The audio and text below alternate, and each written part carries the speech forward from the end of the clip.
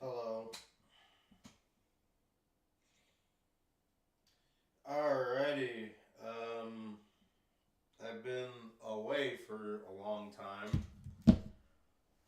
Uh, Mainly because let me put the microphone a little closer. Mainly because I've just had I was just been busy. I've had a lot of personal stuff I have to get through. Still have some personal stuff. And yeah, just focusing on that.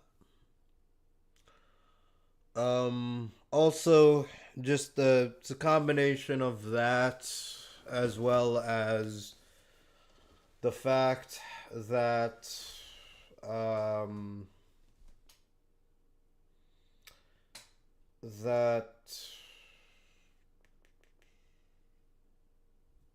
the last time I was live streaming, I was seeing a bunch of people who was exposed for really stupid, messed up things, and that kind of takes a toll on me nowadays. I'm not gonna lie with you, in a way of like, I'd rather not see this. So yeah, don't know how long this live stream is gonna be. Probably gonna be shorter, but what you gonna do?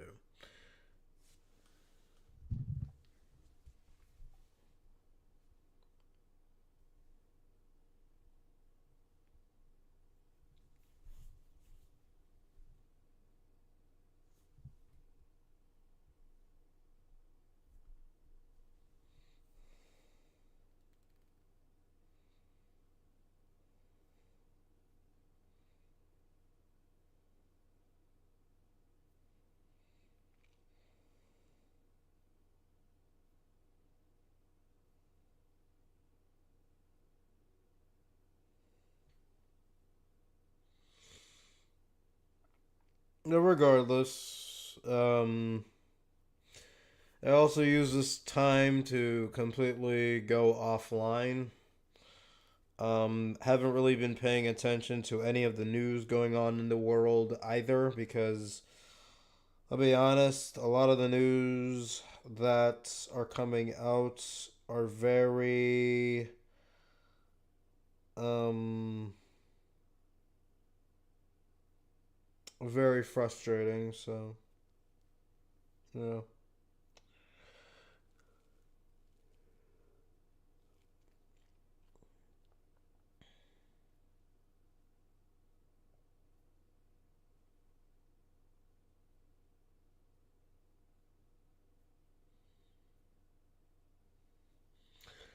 Do I seem sad? Maybe. Maybe just a little bit. Not even sad, just more so like been thinking a lot, so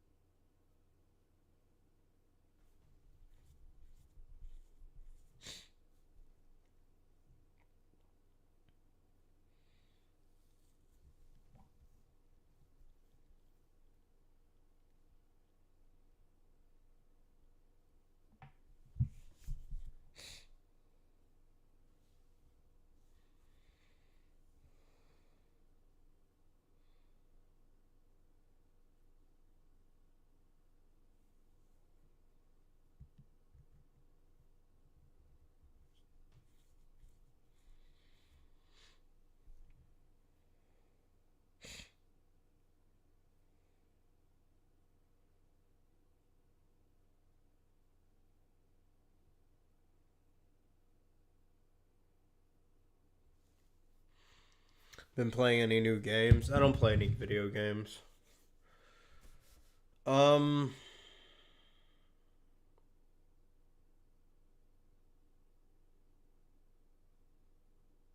Alrighty. I'm gonna wait for a couple more people to go on the live stream, and we can talk about some stuff. Thoughts on the Nintendo Switch 2? Don't really have any opinions on it. I'm not going to be. I'm probably not going to be buying it. Um, Yeah, the Switch is just was already kind of a shitty console, so the Switch 2 is probably going to be just a little less shitty. Uh, I mean, honestly, it just kind of is more evidence that that Nintendo doesn't really care about making like consoles anymore. But honestly, I feel like video game consoles now are kind of obsolete. Mainly because of how much more dominant and better PCs are to just have, right? Um, yeah, there's really no reason to own a console in the year of 2025 over a PC unless you really want to play like exclusive games. But honestly, even that's kind of fading away now because of how much people um are like pirating exclusive games now. Like how there was literally like a Nintendo Switch emulator. It's not the legal way to do it, but and by the way, I'm not condoning piracy in my stream. So YouTube, please don't take me down. I'm not condoning piracy. Just saying that like if a guy wanted to, he could do that. Collecting physical media is next to worthless now, to be honest. Yeah, that was like one. Honestly, that was like one advantage that consoles had over PCs for like years. In the sense that like console like collecting like if you have a console, having like a hard copy of um having like a hard copy of the games are easier to do, but like that is not only is that not enough to justify owning a console over a PC. um PCs have gotten better with that, but even then nowadays that's just not a thing that is worth having anymore. You're better off just having all of it as soft, digital copies now.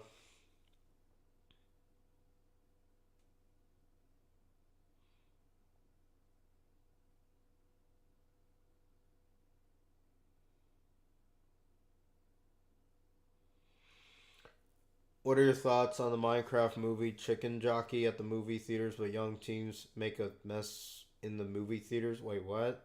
I don't understand your question. Are you asking me what are my thoughts on like that meme? Apparently, yeah. Apparently, that whole thing became a meme, where it's like where where they literally just had like this one guy, and by one guy I mean Jack Black, just say chicken jockey, and people thought that was hilarious for some reason.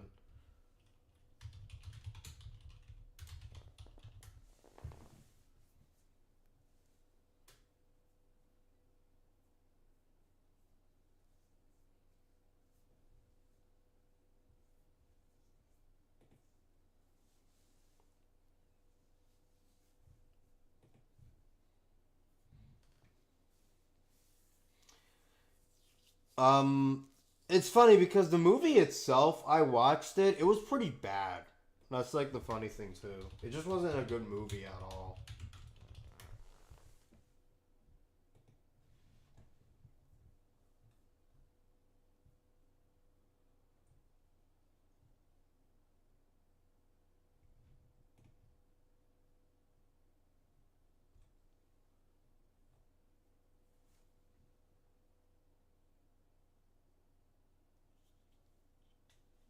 And also, I just think the acting was just not good, like either. And also, I gotta say this right now: is it me or does Jack Black just look so much older now? It's just kind of crazy. Like, I know that people age, but I can't lie. It was genuinely kind of throwing me off a little bit, like watching that movie and seeing just how old Jack Black actually is.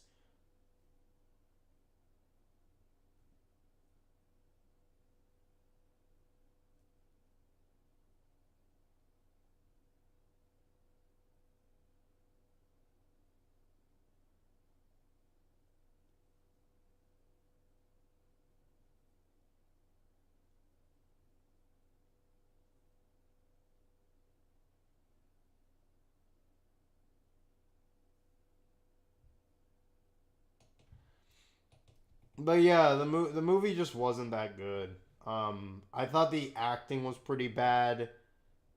Um, the story was just kind of all over the place, and it just wasn't that funny. I mean, I guess Jack Black's performance was kind of cool. And that one character, the old video game champion character was also one of like the highlights of the movie for me.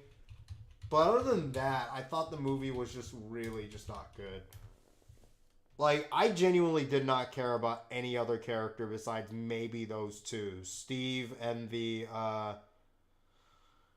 and what was his name? Like the guy who was like this old video game champion, as his like character, who was also just kind of like a goofball. What was his name again? I forgot.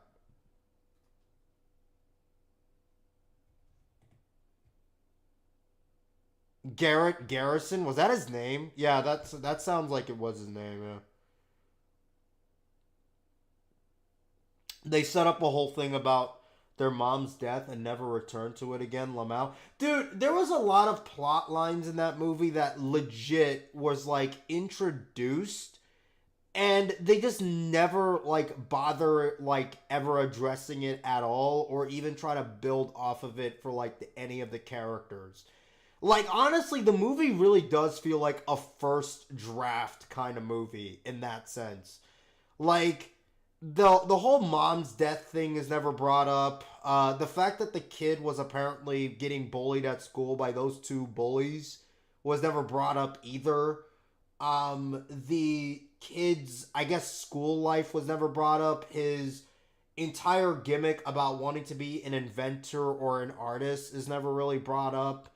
And at one point in the movie, there was like some weird conflict with how the girl who his sister who has to look out for him looks at him as like a goofball and he gets offended by that, but they just kind of like gloss over it without ever concluding it.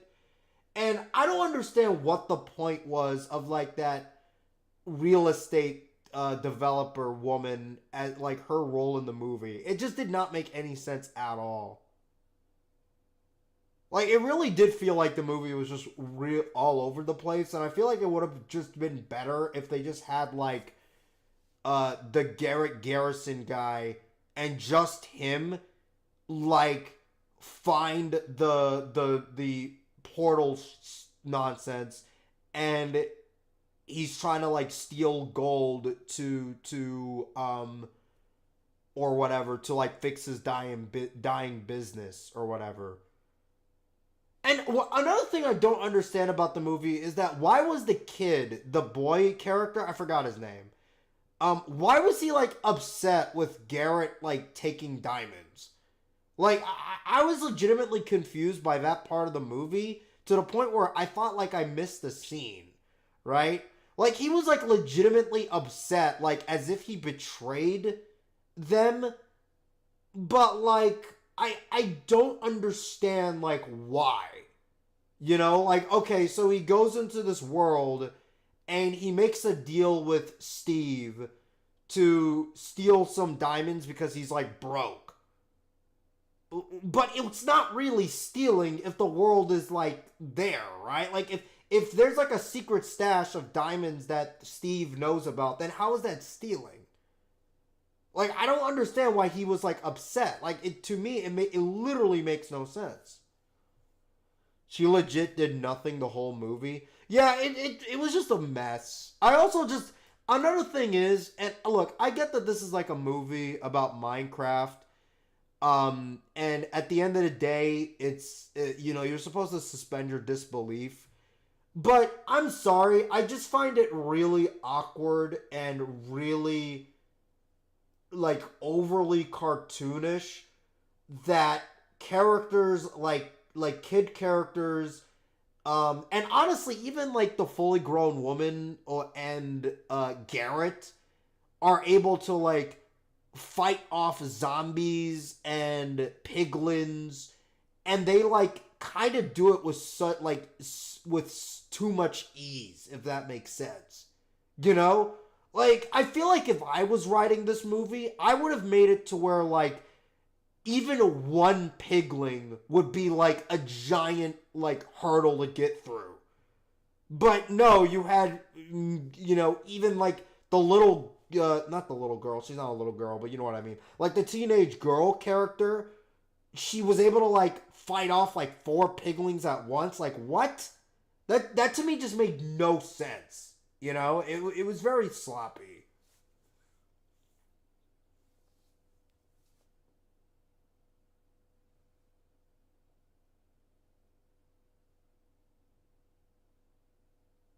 Garrett, Henry, and Steve should have been the only characters. Was Henry the little boy character? I genuinely forgot what his name was.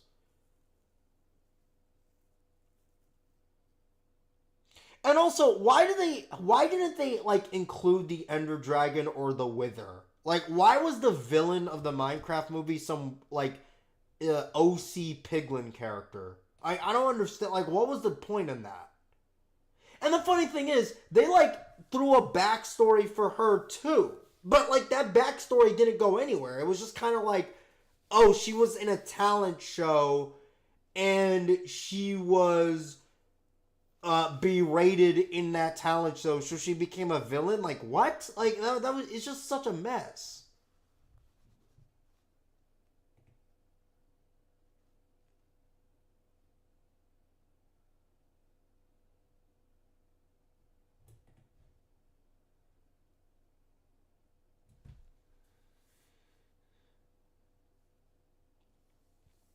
I like Jack Black, but his stick is kind of run dry. Here we get it. He sings and says kaboosh. Yeah. Yeah, honestly, I feel like it's funny because he still was probably the best actor in that movie. Him or the Garrett character. I think they were probably the only two characters in the entire movie that I thought were fine. The thing is, the movie should have just been about Garrett and Steve. I don't understand, and I'm not just saying that because they had the best roles. I feel like they just had the most consistent story too. Like, okay, so you had Garrett, who was a video game champion, who owns a video game store, but he's now broke and a loser, and he doesn't have a job, and he needs money like urgently. Um, and he finds a the portal, the thing to open the Minecraft portal to go into the Minecraft world, and he then uses that as an opportunity to try to find some loot so he can not be poor and shit while also saving Steve's world. I feel like that probably would have been like a more coherent movie. It makes me wonder why they added like two like extra characters that had like no purpose being there. I feel like his character actually made the most sense in that kind of story too. Like, oh, this former video game champion who is a washed up loser finds new life in his finds like a midlife crisis kind of by going into this real Minecraft world and tries to navigate his way through there. You know, they didn't need to make a Piglin OC villain. They could have literally just stuck with all of the traditional Minecraft enemies and bosses, and they could have just built it off that, and it would have been honestly a much better movie.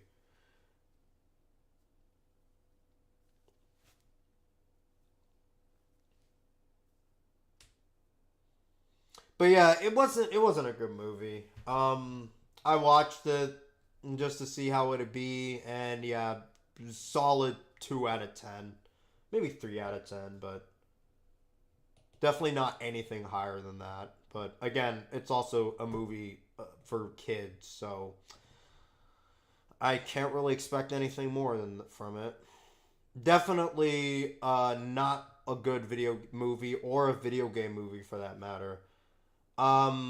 It's funny because it was either that or Sonic the Hedgehog 3, and apparently people have told me that Sonic the Hedgehog 3 was actually a really good movie, so I kind of feel like I was cheated out of watching an actual decent movie versus a crap one.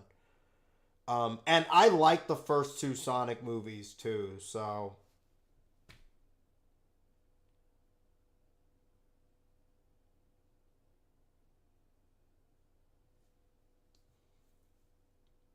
you know what's really funny though? In my honest opinion, I still think the best video game movie was the first Mortal Kombat movie. Like a lot of people would say that it's the Sonic movies if they were to choose. Um, but I still think the first Mortal Kombat movie is probably my favorite video game movie ever.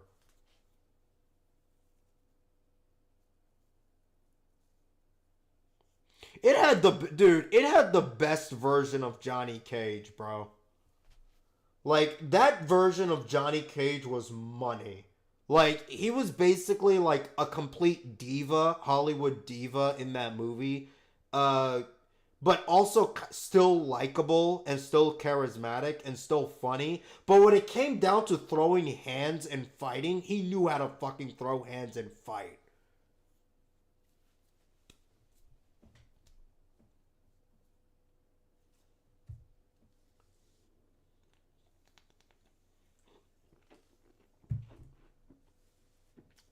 Mortal Kombat 1 is enjoyable, but Annihilation should be classified legally as a crime. Yeah. Yeah. The second one was I'm that's why I said the first Mortal Kombat movie. The second one was abysmal. The second one is just so like, one of the reasons why it's so awful is just how quick like how pathetic Johnny Cage's death in that movie was. Like he was legitimately one of the best characters in the first movie, in the first Mortal Kombat movie, and was honestly one of the strongest, at least one of the strongest characters in that movie because he was able to like defeat Scorpion, albeit barely, and was also throwing hands with Scorpion, albeit he was kind of outmatched. And he just gets killed off just like that in the second movie. Like, I get that he gets killed off by Shao Kahn, who was like the big bad villain, but like, come on.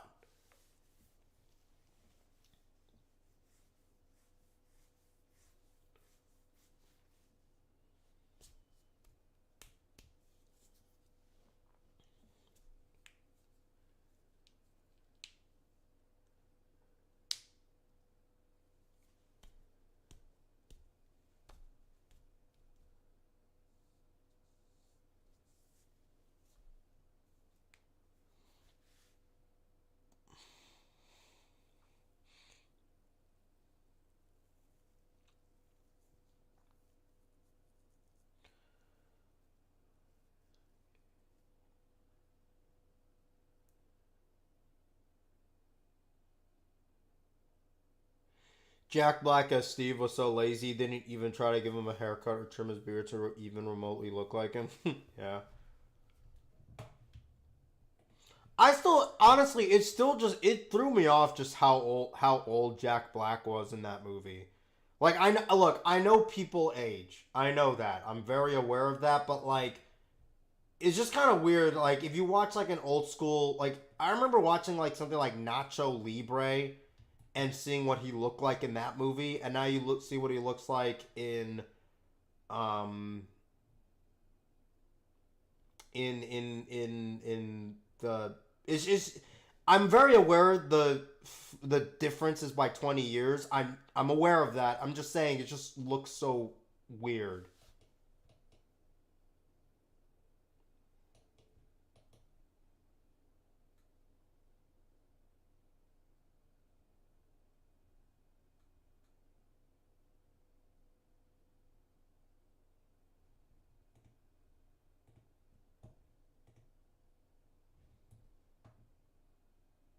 Nacho Libre was the same director of the Minecraft movie.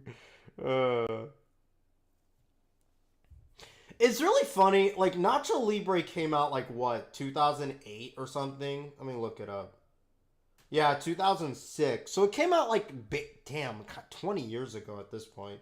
It came out like literally 20 years ago, and it's like I love how in those days, whenever professional wrestling was ever talked about, like they had to play it up as if it was real because it's like if professional wrestling was ever mentioned in like a cartoon or like a movie or whatever, they like played it up as if it was like real for the kids, even though um even though the people, pretty much everybody knew back then that it was fake.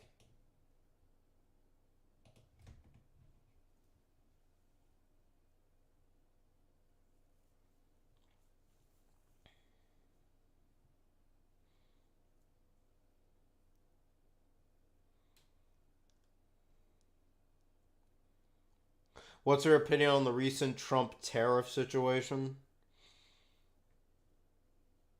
Trump is gonna crash the economy, guys. Dude. I'm not gonna lie. I'll be honest. I went completely offline for a couple months, and part of that was me not even paying attention to the news like at all. Um, One thing I know is that the ceasefire that I gave a lot of credit to Trump for, by the way, okay, and I'm not gonna take that back because I still think what Trump did at the time was good and something worth praising. Um, yeah, unfortunately, it fell apart. But I did also say it wouldn't surprise me if it completely falls apart because Trump is just a fucking idiot. But a part of me also kind of believed that knowing Trump, he probably would try to be like, hey, you know what, fair enough, let's just maintain a ceasefire so I can look like this great peacemaker or whatever. A big issue with Trump is that I feel like if he does anything good, you have to like constantly praise him like a baby basically. Otherwise, he would just back off on that good thing as if like it just doesn't matter. It's very bizarre.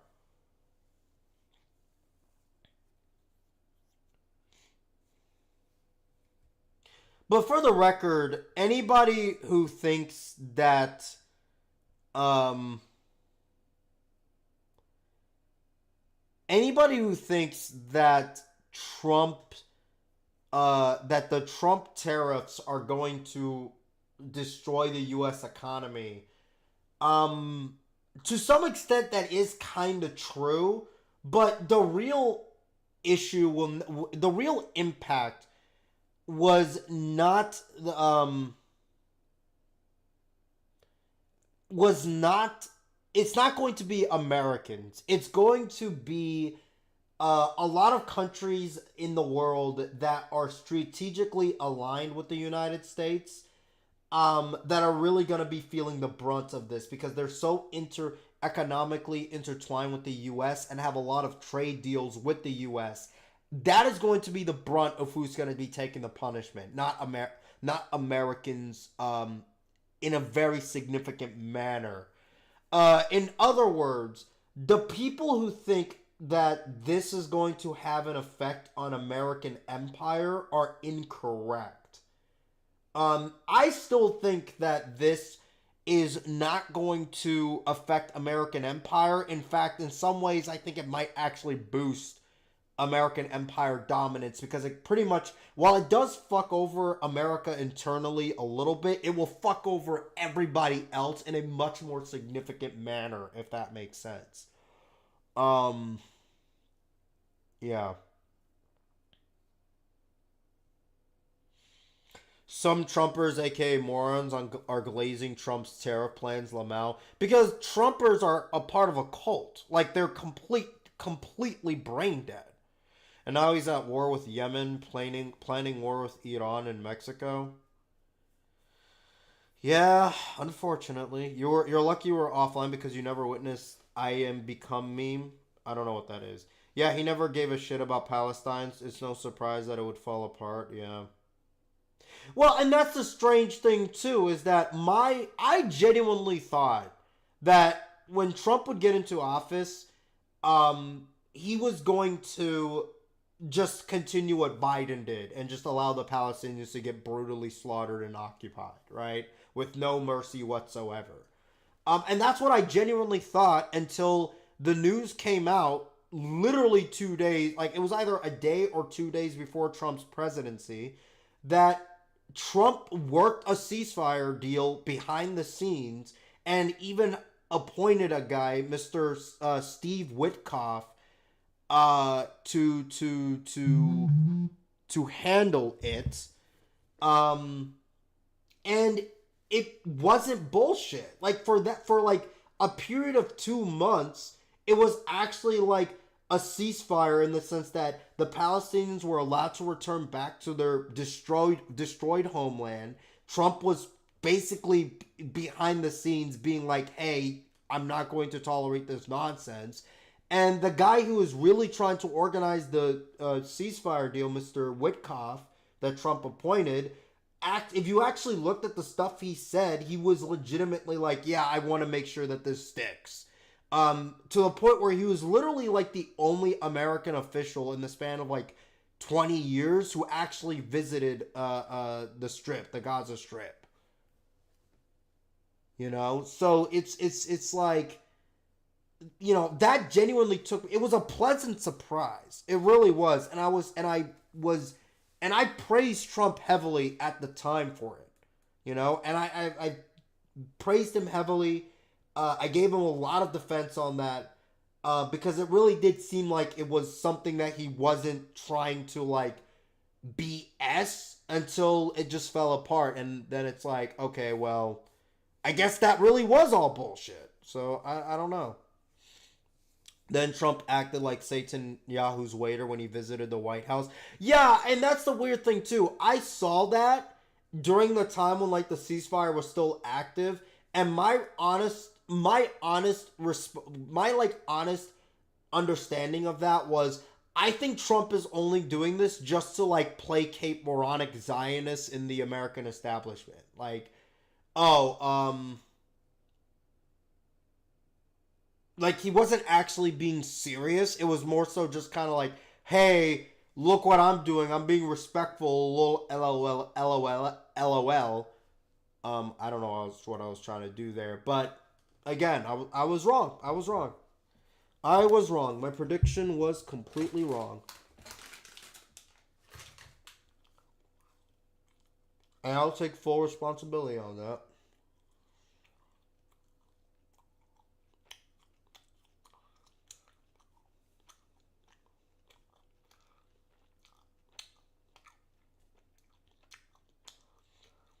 Did you leave because of Dab H dude coming back? No, that had nothing to do with it.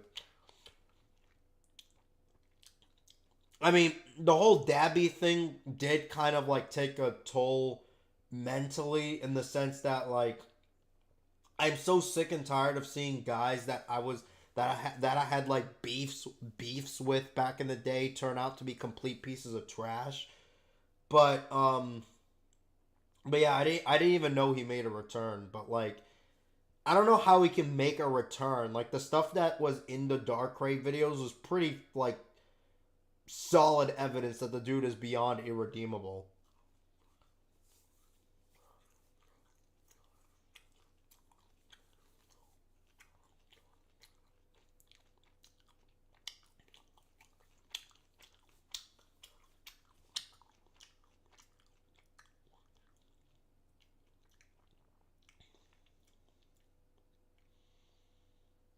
But yeah.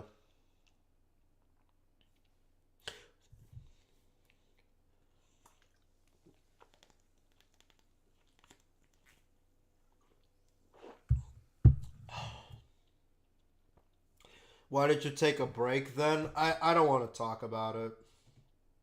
Just a combination of reasons. And also just I have just a lot of personal stuff that I have to deal with. And it's very upsetting in a way.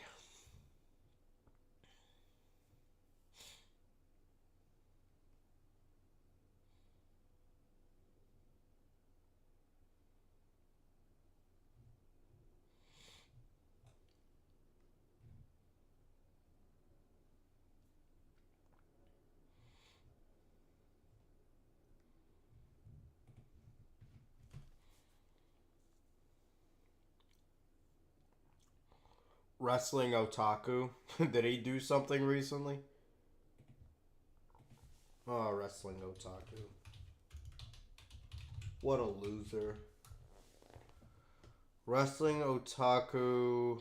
I'm looking up what he's doing in case there's anything. Okay, so wrestling otaku, and let's see what he's been uploading.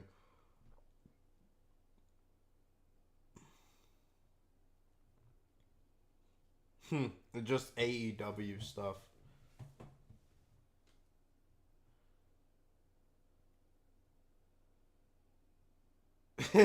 One of his most recent videos literally says, "I've become homeless." Oh, it looks like it was uploaded 10 days ago. Is this like an April Fool's joke? Another video, message for women. For women, you need to earn respect. Oh, that is so funny. Oh my god, do you guys want to like see this? Like see what the video's about?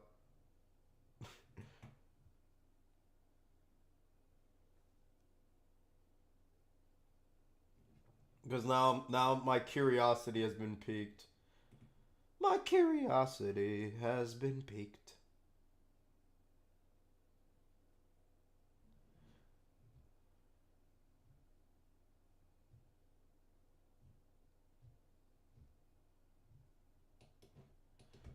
Alright. Let's see what he has to say about women needing to earn respect or something. I don't know.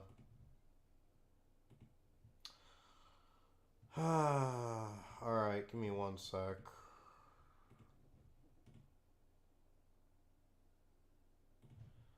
Okay. Okay, can you guys let me know how the volume is, the audio balancing? Testing, testing, 1, 2, 3. Testing, testing, 1, 2, 3. Testing, testing, 1, 2, 3. Is that good? It's loud? Maybe it's just the intro. I don't know. Kind of loud.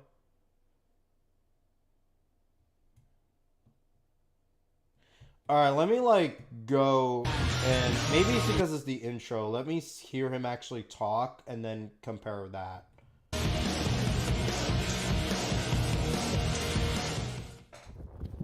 Alright, what is going on, folks? Wrestling Otaku back here on the one and only Wrestling Otaku channel. Testing, testing, 1, 2, 3. Of course, your personification of excellence on YouTube and YWC and all that good stuff. And I'm back out here. It is officially Wednesday, March Testing, testing, 1, 2, 3. 26, 2025. So it is Wednesday, and you know what that means, guys. The AEW Dynamite coming on later. I got a short Testing, testing, 1, 2, 3. Is that good? Okay, it sounds good. Okay, then it was just the intro then. All right, what do you have to say about women need to earn respect, brother? day at work today, but I will be home in time for Dynamite. So I figure I'd go ahead and get this video while I'm out, before I kind of have to head in here. And yeah, so we got Dynamite later tonight. In a couple weeks, we got Dynasty. And so, yeah, looking forward to seeing what AEW is going to be doing very soon. Is this like the average AEW fan? Like, are all AEW fans like this? Like, I know AEW fans are kind of like smarky, like smart marks, basically, where they like have such a really obnoxious viewpoint of wrestling, but like, are they also just neckbeard anime losers too? Like, I haven't really paid attention to wrestling in like literal years now. Apparently, John Cena did a heel turn, which is kind of cool, but whatever. But like, what is like the average AEW fan? Are they like this, or are they just kind of just smarky and that's it? I don't know. But yeah, so I figured I'd go ahead and get this video out of the way. It's going to be very brief here. So and by the way, apologies for the angle of the camera here. I've kind of got it leaned up against the bag that I carry, mainly because it is windy out. It's fairly windy out, and I don't want to set it in a way where the Why does he always have to like give like a weather report on like in like the videos that he's making. Like why does he always have to constantly reference like the weather, the time, the date? Like just get on with your video. Like like the freaking camera's gonna fall, because I tried a few times and the camera keeps falling over, like if I just set it up right. So I got it positioned on the bag, and that's why I got this camera angle where it's kind of facing up, so I just want to make sure it didn't fall.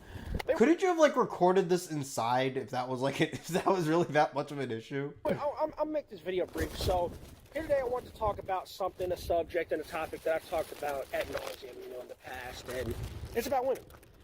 And basically, what is this like white thing like blocking the camera like occasionally? Did he like place the phone or the camera or whatever on like like a plastic bag that contains his food or something? Like what? Like why? Like why is this set up so like obnoxiously? The thing I'm talking about here is it seems like the bag again. It's windy, the bag. So the part of the bag they're getting in front of the camera. So it actually is a plastic bag? So like there seems to be this idea in our society today, nowadays in general, that women are just supposed to be admonished. They're just supposed to be respected and worshipped and fucking put on a pedestal for everybody to look at. And we're just supposed to fucking worship all of them, even though there are like, what, 4 billion freaking women on the planet? We're just supposed to worship every single one of them like they're just above everything else.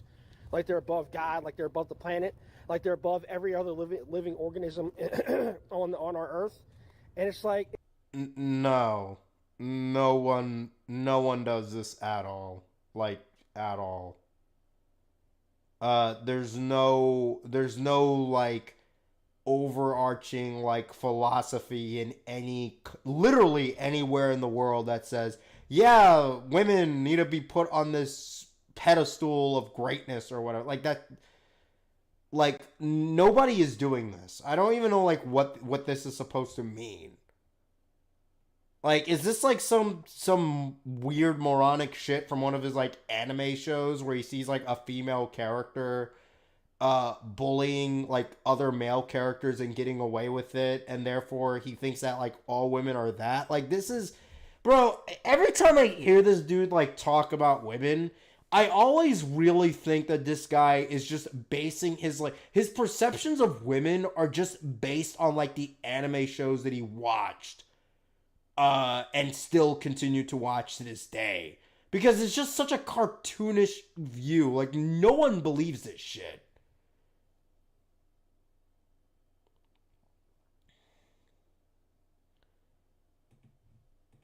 It's just so dumb. And it's like, and they basically, society has instilled this mentality in a lot of them to where they think that they're God's gift to mankind. And they basically take advantage of this, and they basically act, they basically show their ass pretty much. They act like, they can do no wrong. They act like, they can get away with fucking anything. They don't have to show respect. They don't have to show, humility. They don't have to be humble, or they don't have to work for anything, because they're going to be handed shit their entire lives. And it's just a damn shame. What woman is ever just being like handed shit for free, Like, what are you even talking about? Oh yeah, that woman over there, Jennifer, who lives in that house. Yeah, she was just given that house for free by the government, apparently, and given like a monthly stipend, and she doesn't have to do anything. Like, what? Like, what is he even talking about? That's how the society is, how society breeds, women like this, And let me just say, for the record, before anybody, because I know what people are going to say when they watch this fucking video, I do not advocate in the slightest for any sort of hate or violence or anything like that against women or anybody. I'm not sitting here saying that they need to be fucking put down or persecuted or burned at the stake or any shit like that. Well, you can't really say that when, like, you're also making videos, like, constantly trying to demonize, like, all women, right? Like, can you imagine if you made, like, the same thing, like, message for black people, you need to earn respect, and then tried to argue, oh, I'm not being racist, though. Like, no, that's not how it works, like, at all. I think everybody, man, woman, whatever you identify as, everybody deserves a moniker of respect. But the thing about it is, it should be based on, it should be like a meritocracy, basically, where you earn things, right? Where you have to, if you work hard and you show that you're a humble, individual, and, you work at it, then over time you'll get, the respect and appreciation that you deserve, right? And I think everybody should be owed that. Everybody should be owed an opportunity. Everybody should be given an opportunity to succeed. Everybody should be given an opportunity to be respected and be shown respect and stuff like that. But women nowadays, they act like, everything's supposed to be fucking handed to them. Like, you're just automatically supposed to respect them, above all else. Even if they show you disrespect, even if they're the worst, some of the worst, most scummy pieces of shit individuals, just terrible personalities, terrible attitude, just have an attitude all the time, and you're just supposed to automatically respect them just because they're women. Just because. No, that's just not the case at all. Like, no one in society, no one has ever tried to seriously argue that, like, oh, if a woman is showing you consistent and constant disrespect, then you're just supposed to take it because she's a woman. Like, what? Literally no one has ever said that. Like, ever. And not even just, like, America, like, literally any country, that's not the case at all. What is he even talking about? Like, this is like such a, this is one of the reasons why I think anime is such a destructive fucking, like force, because again, this guy grew up, like, watching a crap ton of anime up until his adulthood, still watches it, and he's never grown out of this, like, complete nonsensical fairyland world that he lives in. Like, at all. Like, oh yeah, women are evil. If they treat you like shit, you have to still respect them. Like, he's literally just basing this shit off of, like, the anime shows that he watched at this point. Because of their gender. And I think that's wrong. I think that's stupid. And a lot of these women, again, they take advantage of that fact. They take advantage of men. They take advantage of this mentality. This mentality that society breeds, that they're just above everything, Or you're supposed to, you got these fucking people out there, these fucking men, a lot of dudes now, some old school, some, the newer generation, talk about, you gotta respect women, man. You gotta respect women. No. You see, my thing is, if you want respect, you gotta earn it. What's that old adage? What's that old saying? Respect is not given, respect is earned. Right, but that still doesn't mean, okay, this just goes to show you don't understand what they, like, the old generation or whatever, I guess. You just don't understand what they mean when they say that. When they say that, they're saying that you should be treating everyone with respect by default, unless, like, they do something that upsets you or insults you. Basically, treat others how you want to be treated. It's not just, like, I guarantee you, if you talk to any of those dudes or whatever that you mention in a negative light, they would say the same thing about men too. Like, yeah, you should treat men with respect as well. Like, again, I don't understand, like, what he's talking about here. That's how I am. You want my respect, you have to earn it. If you're going to sit here and you're going to treat me with disrespect, then guess what? I'm not going to respect you.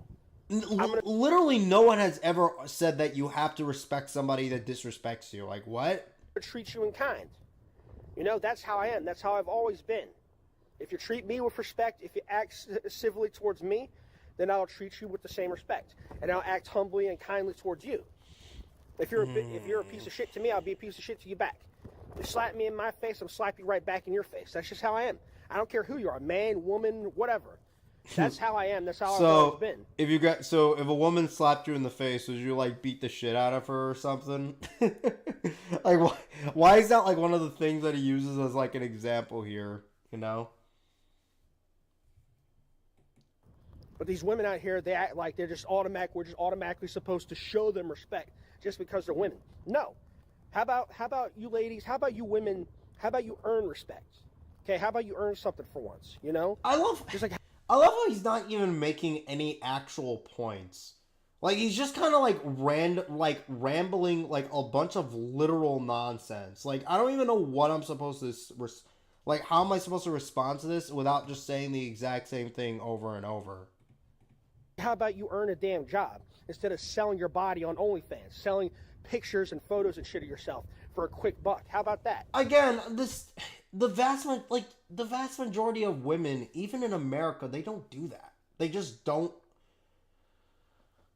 They just don't go on OnlyFans or whatever just to, prostitute themselves, apparently, just to get some extra money. That just does not happen with the vast majority of women. I'm pretty sure at the very most, it's like 1% of American women, and honestly, even that's probably like an overestimate. That's number one. And number two, maybe, like, if you really are against the whole OnlyFans thing, which, by the way, I am too, by the way, so it's not even like, anybody who goes out and tries to support that nonsense is a fucking moron. But, like, if you really are against it, shouldn't you try to, like, at least address some of the issues that underline society on why those women get pressured into doing that kind of thing? Maybe it's like an issue with how society in general sexualizes women, and makes it to where, if you are, like, not an attractive woman, then you're, like, somehow less of a human being.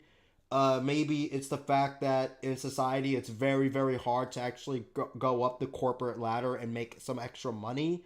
Maybe address those things to try to prevent it.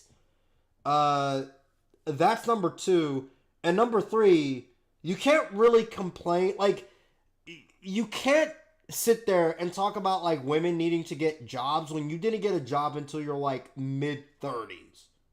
Right? And, like, I don't know if you still have a job, but, like, bro, mid-30s starting out working, like, come on, dude. Because that's a fucking thing now. OnlyFans, all these sites like OnlyFans and all these other sites, that people sell stuff on and shit. They sell stuff, shit like that. And it's like, it's fucking, it's ridiculous, And, this is a point I also have to make as well, is that, okay, so if you want to criticize the women doing the whole OnlyFans thing, okay, fine, fair enough, right? Who is the people who gives that marketplace who is the people who create a market for that kind of material in the first place to why women end up doing that kind of behavior, right? It's men. Like, men are the people who are going on OnlyFans and essentially simping over some random e-thought or whatever and paying her money just so they can see pics of her naked or whatever, right?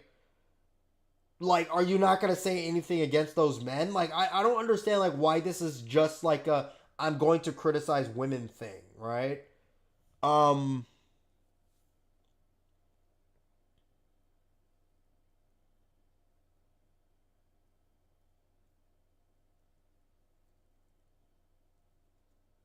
Yeah, I mean, it's just nonsense. We're just automatically supposed to respect women just because they're there. Never mind if they spit in your face or, they fucking shovel shit in your face. So a woman can literally stab you in your chest and kick you in the balls and leave you for dead. And, oh, you're still supposed to respect them? No.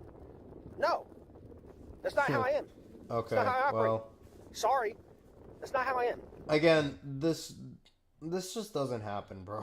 You want my respect, you have to earn it. I know I'm kind of repeating myself a little bit here, but, like, he's just repeating the same fucking moronic argument that could just be debunked by nobody in society expects you to do this, like, at all. Come on. Okay, to women and to everybody.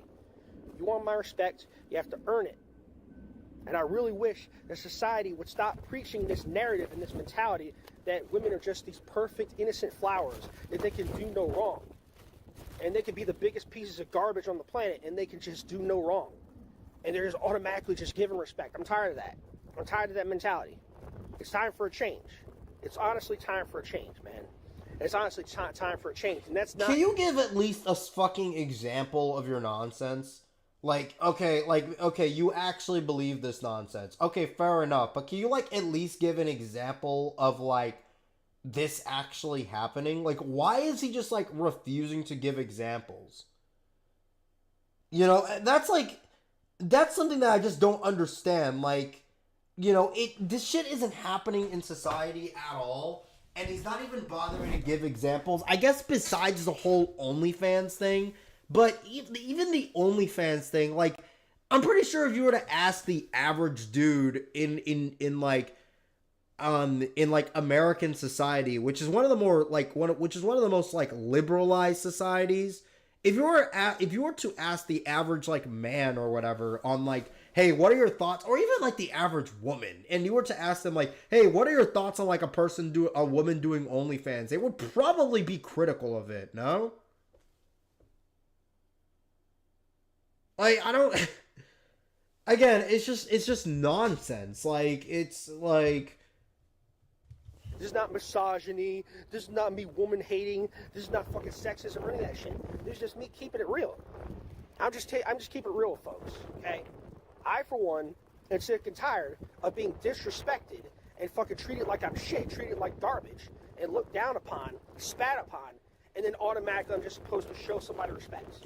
It's funny because he's like, this is like such fucking projection. Like, it's so obvious that like, this guy literally shows videos of him doing like really fucking creepy behavior in public. And it's like, he's then wondering why people mistreat him and don't respect him at all. Do you think the average man respects you either? Like, bro, like, maybe there comes a point where like, if you're constantly getting disrespected by people on a consistent basis, maybe that's just there's like a common denominator there, and that's you. Like, maybe you should just correct your behavior a little bit, or even just how you present yourself.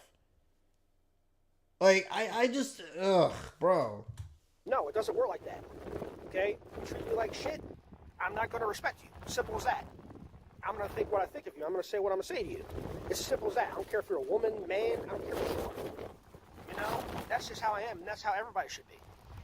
I don't know what it is about this society, what it is about this generation of just people who, it seems like this entire generation is just built off of, you know, let's just talk shit about everybody we can. You know, back in the day, we had morals, we had values. You know, back in my generation, previous generation, you know, my parents' generation, my grandparents' generation, it was all about respect. It was all about treating your fellow man with respect and earning things. Not nowadays. It's gone completely to shit, man. Wasn't like 2 generations ago, or maybe like 3 generations ago, wasn't there like literally a systematic like racism issue within the United States? Like, why? Oh yeah, back like 3 generations ago, everyone treated each other with respect. By the way, if you want to use a water fountain, you have to go use that water fountain that matches your black skin right there. Like, what? And it's just it's ridiculous, you know. So how about this, lady? How about this woman? You want respect? How about you earn it? It's as simple as that. You want respect, earn it. You want respect, that Bro, the wind is so fucking obnoxious. Like, I don't understand why he couldn't have just recorded this video inside. For damn time. Again, sorry. The wind is fucking strong. I'm sorry. But anyway, so that's pretty much all I gotta say for this. So yeah, to anybody watching, anybody out there, that's pretty much where I'm coming from. That's pretty much where I'm coming from. I accidentally hit the stop button. Sorry. That, again, it's the fucking wind. But anyway, so if women want respect, how about earning it? You know what I'm saying? How about earning it? Again, he's just kind of repeating himself. I'm done with this. There's like no points being made. It's just complete nonsense. Like,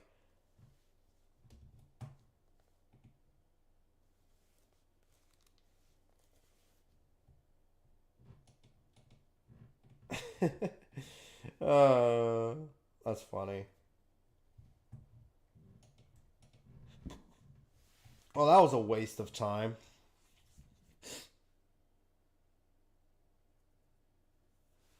Yeah, I mean, it's like I don't understand like why couldn't have he has just recorded it inside. It's not like he's ever not recorded videos inside too, right? Whatever. What a fucking loser.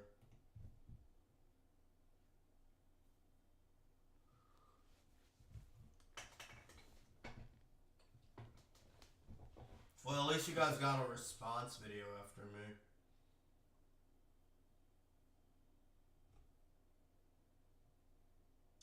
There is actually one other video I do want to look out though, because some people were messaging me about, or not some, one dude messaged me about this regarding Mr. Enter. Apparently Mr. Glitch Enter made a review on Camp Laszlo, and apparently it was like really hated.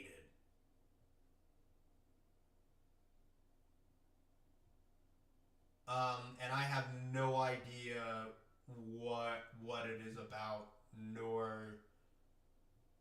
But I'm also like strangely curious because I low key kind of want to see what his opinions are.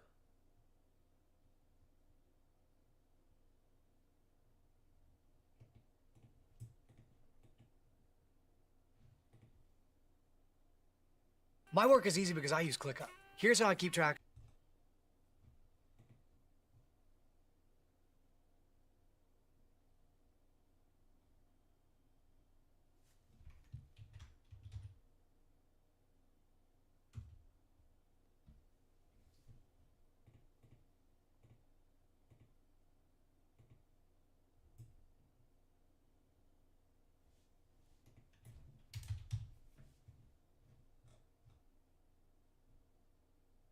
Of all my tasks. You never watched Camp Laszlo before? I start by brain dumping everything I. Ed, Ed, and Eddie, one of those Eds. Fairly easy to misjudge. Oh, sorry. I've heard a lot of people assume that it's loaded Mean with to click this video. glitch text. Yeah, let's see what he has to say. I'm actually like genuinely curious. You never watched Camp Laszlo before in your life? Yeah. But let's watch it. I feel like I should. I'm like curious to see, like, I actually genuinely was curious to see like what his thoughts are on it, because apparently a lot of people thought this review sucked. And I am wanting to know why. So let's do it.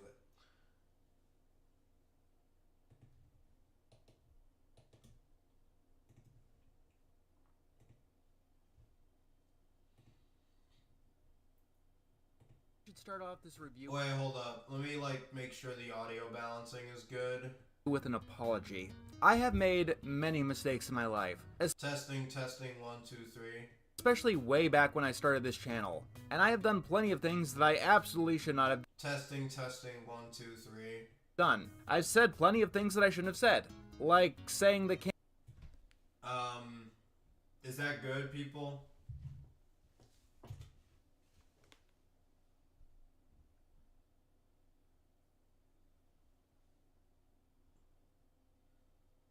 Its audio is good? Okay. That's good to see. Alrighty, so before I start this video off, let me just say that I'm only reacting to this video not because I hate Mr. Enter, because I really don't. Okay? I'm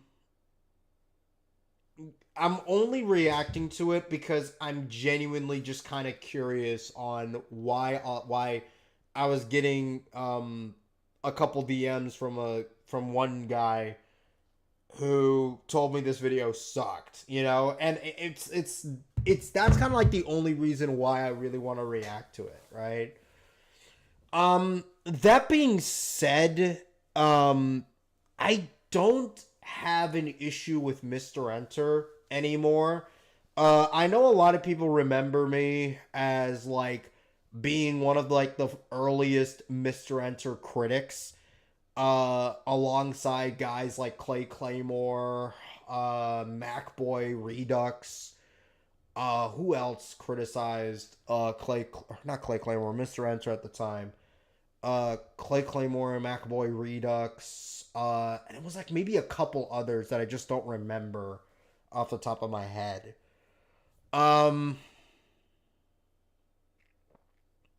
Yeah, so I'm not making this to shit on Mr. Enter per se, because while I was very critical of Mr. Enter back then, and I have made a lot of videos, and a lot of stuff online criticizing the guy, I've always maintained that a lot of the modern criticism that is geared towards Mr. Enter is just a bunch of moronic A-logs that don't really understand anything and just are just grasping at straws to try to make Mr. Enter look a lot worse than he actually is.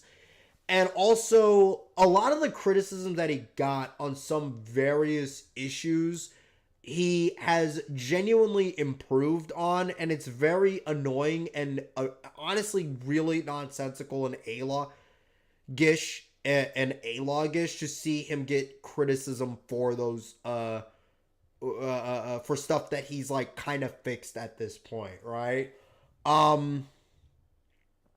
Like the fact that there are people who still occasionally bring up like the Mr. Enter got SpongeBob writers harass thing, even though that was something that happened like literally like 10 years ago at this point, and it was something that Mr. Enter did on accident, albeit it was really stupid. I'm not denying that. And even though Mr. Enter has apologized multiple times for it and has reached out to the creators and has what's the word, like patched things out regarding that. So it's just very annoying seeing him get criticism for stuff that just is not applicable to him in this time, right? And then you have the occasional criticism of the whole Indiegogo shit, and yeah, like, okay, I'm kind of rambling here. The point is, I'm not doing this video to, like, hate on Mr. Enter, because I don't hate Mr. Enter. And in some ways, some of his most recent content, especially the shit that he does when it comes to, like, exposing, like, when he exposed that groomer, some of his recent content I actually enjoyed and respect. And I think Mr. Enter has grown genuinely a lot as a person, and not only as a person, but as even like a reviewer. So I'm not going to make this response to shit on Mr. Enter blindly, and I'm not going to insult Mr. Enter at all in this video, even if he says something that I disagree with. Yeah. So that's my little like disclaimer. So I really don't want to hear anyone sit there and call me like a hypocrite or whatever because I was critical of guys making videos on Mr. Enter back in 2022. My issue was that I was critical of guys who were clearly doing it just to be A-logs. If that makes sense. So does that make sense? I kind of rambled on a little bit. But I don't want to hear in the people in my chat being like, yeah, Megadude, you're so hypocritical. You criticize people for making videos on Mr. Enter back, like, damn, 3 years ago at this point. 3 years ago. Now you're making one yourself? You're such a hypocrite, loser. Like, I don't want to hear that shit. Alright, with that being said, let's just respond to this. See why a lot of people are in a tizzy over it. I feel like I should start off this review with an apology. I have made many mistakes in my life, especially way back when I started this channel, and I have done plenty of things that I absolutely should not have done. I've said plenty of things that I shouldn't have said, like saying that Camp Lazlo is a good show. Attention campers, it's time for Camp Lazlo. way back in the day, I had this habit of going off memories when I was talking about a show. Honestly, based though, I can't even lie. Camp Lazlo is one of those cartoons where like I had like a fond nostalgic memory for, but I'm telling you, when you go back and rewatch it, it is like one of the most annoying fucking cartoons like in existence. Like even the theme song, like you just saw like a bit of the theme song, even the theme song is like beyond fucking annoying. Like and I rewatched it like a couple years ago. So I do have a little bit of like recent memories of me actually rewatching it as an adult.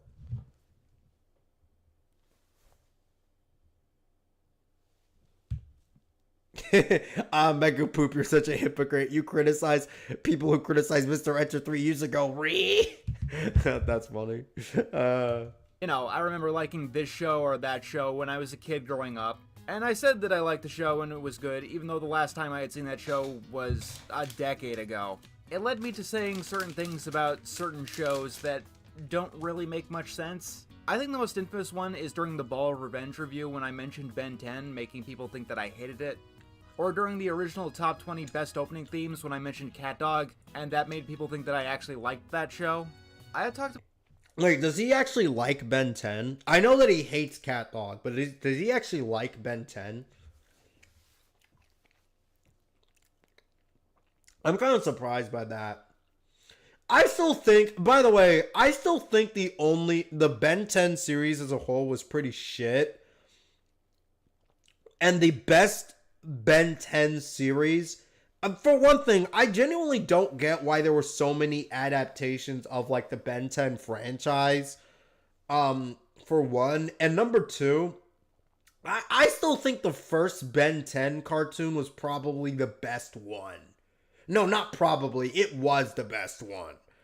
And even then, it still wasn't that good. It was like okay, but it's definitely not something that I would ever want to watch, like, ever again. And I remember rewatching it, like, literally a year ago. Yeah, it's alright. But, again, it's alright for kids' cartoon standards is, like, it's just like a different level of shit as far as I'm concerned. Like the only times I find a kid's cartoon ever worth rewatching is if it's actually like good entertainment, regardless of the fact that it's a kid's cartoon. And the vast majority of kids cartoons just aren't like that. Like I feel like those cartoons only fit in for something like Ed, Edd n Eddy or like a Courage the Cowardly Dog or like a Batman the Animated Series that I've been rewatching recently. Samurai Jack. And then you go in the Nickelodeon side, the very early seasons of SpongeBob, especially season 1. Hey Arnold. I think you can honestly put Cat Scratch in that list for me too, because that show is genuinely really funny. But yeah, like it's that's just kind of like my take there, I guess. People in the comments say this is the worst Enter video. I guarantee this won't even be in the top 30 worst Enter videos. Honestly, probably not. Cat Dog was one of those shows with me that I liked as a kid, only for it to age like shit sometimes. Honestly, the thing with Cat Dog, and I remember rewatching that show like 2 years ago, there are some episodes that are definitely like really bad, but there are also some episodes that are actually like enjoyable. It's very mixed for me. It's hit and miss.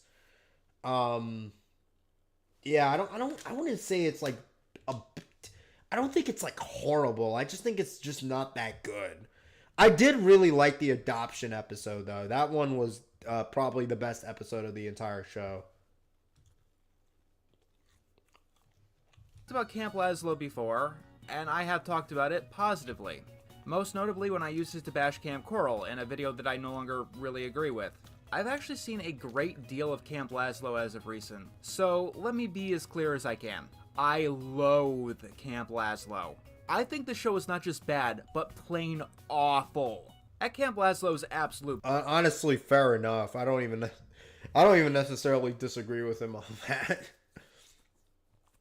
Keep in mind, I rewatched some episodes of Camp Lazlo like 2 years ago, like I said earlier, and I wouldn't go as far as to say it's awful, but it's definitely not good. It's very fucking annoying.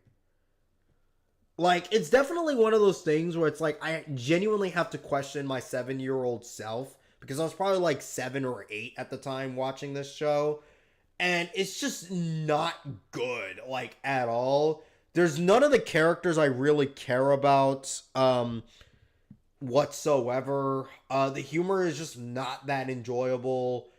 And it's just, and again, there's just like a lot of obnoxious sound effects that make the show just really, really hard to sit through. Yeah. Best, it is a pale imitation of SpongeBob. It has the same basic setup with the Okay, wait, did he just say it's an imitation of SpongeBob? absolute best. But let me be as clear as I can. I loathe Camp Lazlo. I think the show is not just bad, but plain awful. At Camp Lazlo's absolute best, it is a pale imitation of SpongeBob. It has the same... Okay, that's what he meant. He's saying that at its very best, it's a shitty version of SpongeBob. Not really, no. I mean, it's not really like SpongeBob at all, honestly. I guess you can maybe try to argue that some of the humor tries to act like SpongeBob a little bit, but, like, I wouldn't say that's, like, it copying SpongeBob. I would just say it just fails at doing the same type of humor that SpongeBob tries to do, no? Same basic setup, with the happy-go-lucky idiot and his friends making things miserable for the grumps that surround him. However, Camp Lazlo lacks any sort of wit or charm, and more often than not, the episodes are tedious. I just don't think it's a very well-constructed or thought-out show. For example, one thing that I complained about before is shows that have twins that act exactly the same. One character design, one character archetype, there's no difference between the two. On some level, that might be funny if it wasn't the most overdone thing in the entire world, but because it is done in like every show ever, it comes across as pointless. Why do you have two characters if you don't have two characters, you know? Well, Camp Lazlo actually has this character type with Chip and Skip. It also has this character type with Dave and Ping Pong. And it has this type again with the four Lemming brothers. That's actually a pretty good point. I'm not even gonna lie there.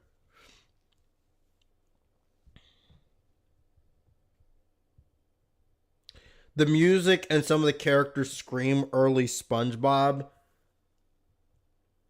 Okay, maybe that's true in some ways, but no. Early SpongeBob was actually funny and enjoyable, and season 1, especially season 1 of SpongeBob, it was very chill and atmospheric. Camp Lazlo literally has none of that. All three sets of these duplicates act exactly the same as each other. And you can find this type of creativity in everything that is Camp Lazlo. Let's see here. The more down-to-earth guy who is the nicer, smarter assistant of the asshole that's in charge. Who does that make you think of? Waylon Smithers? Who's that? No, we're talking about Slinkman the Slug, the most original character of all time. Oh, I'm actually kind of surprised that he hates Mr. Slinkman. That's actually kind of interesting. It's funny because, like, from the episodes I've watched, like, 2 years ago, he was probably my favorite character in the show. He was, like, the only character that I didn't get annoyed with at all, so that's weird. TV show. And, wait, did he just say that he's a ripoff of Waylon Smithers? Like, really? Like,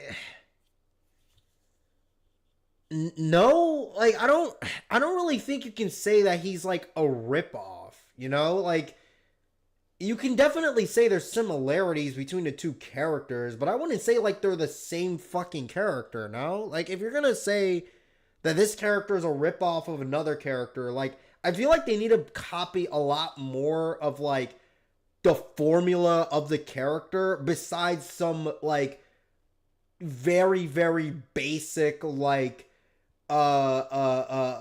tropes that that character, you know, maintains.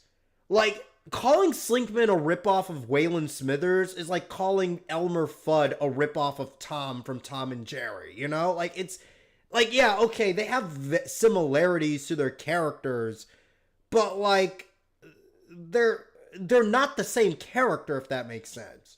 Also, I don't know if Elmer Fudd came out after Tom and Jerry or before, so I was just throwing it out there. I'm pretty sure Tom and Jerry came out first, but you're reacting to the Laszlo review. We're so fucking bad. Rourke, I'm telling you, like, listen, okay? Listen. I got a message from some dude on Discord literally like a week before I returned telling me, hey, this review, like, that Mr. Enter made, like, sucked. I think you should go watch it. I know you like the guy now, but this review, like, is just not good, right? And he told me that, and I was just kind of, like, confused. Like, okay, well, I guess I can go check it out if I ever care enough, but I never did until literally now. Like, this is, like, my first time watching this because apparently a lot of people hated this review. At least that's what my friend told me, so... Or not my friend, but the guy who messaged me on Discord told me, so, yeah. Not going to mention who it is because I don't want to expose anybody who DMs me in my Discords because I don't think that's appropriate.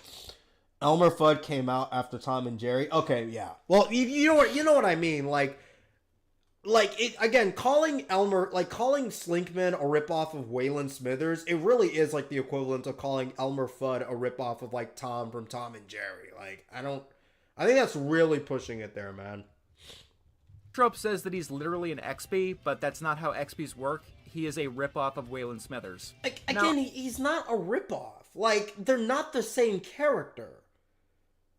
Like, for one thing, he doesn't work in a factory. He used to be a camper, right? And he works for the Scoutmaster because he's basically like from what I understand, Slinkman is still technically a camper in the show from the episodes that I rewatched. He's just not like, he's like one of those like senior campers, if that makes sense. You know, like he still is part of like the camp, but he like answers to Lumpus, if that makes sense. But he has like some authority.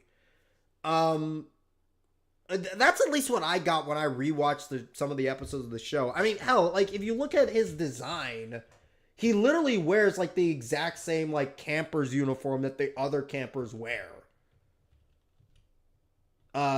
So one, he doesn't work in a factory. Two, he's still like relatively within the camper scene, I guess. And three, he's also not like sexually attracted to Lumpus, right?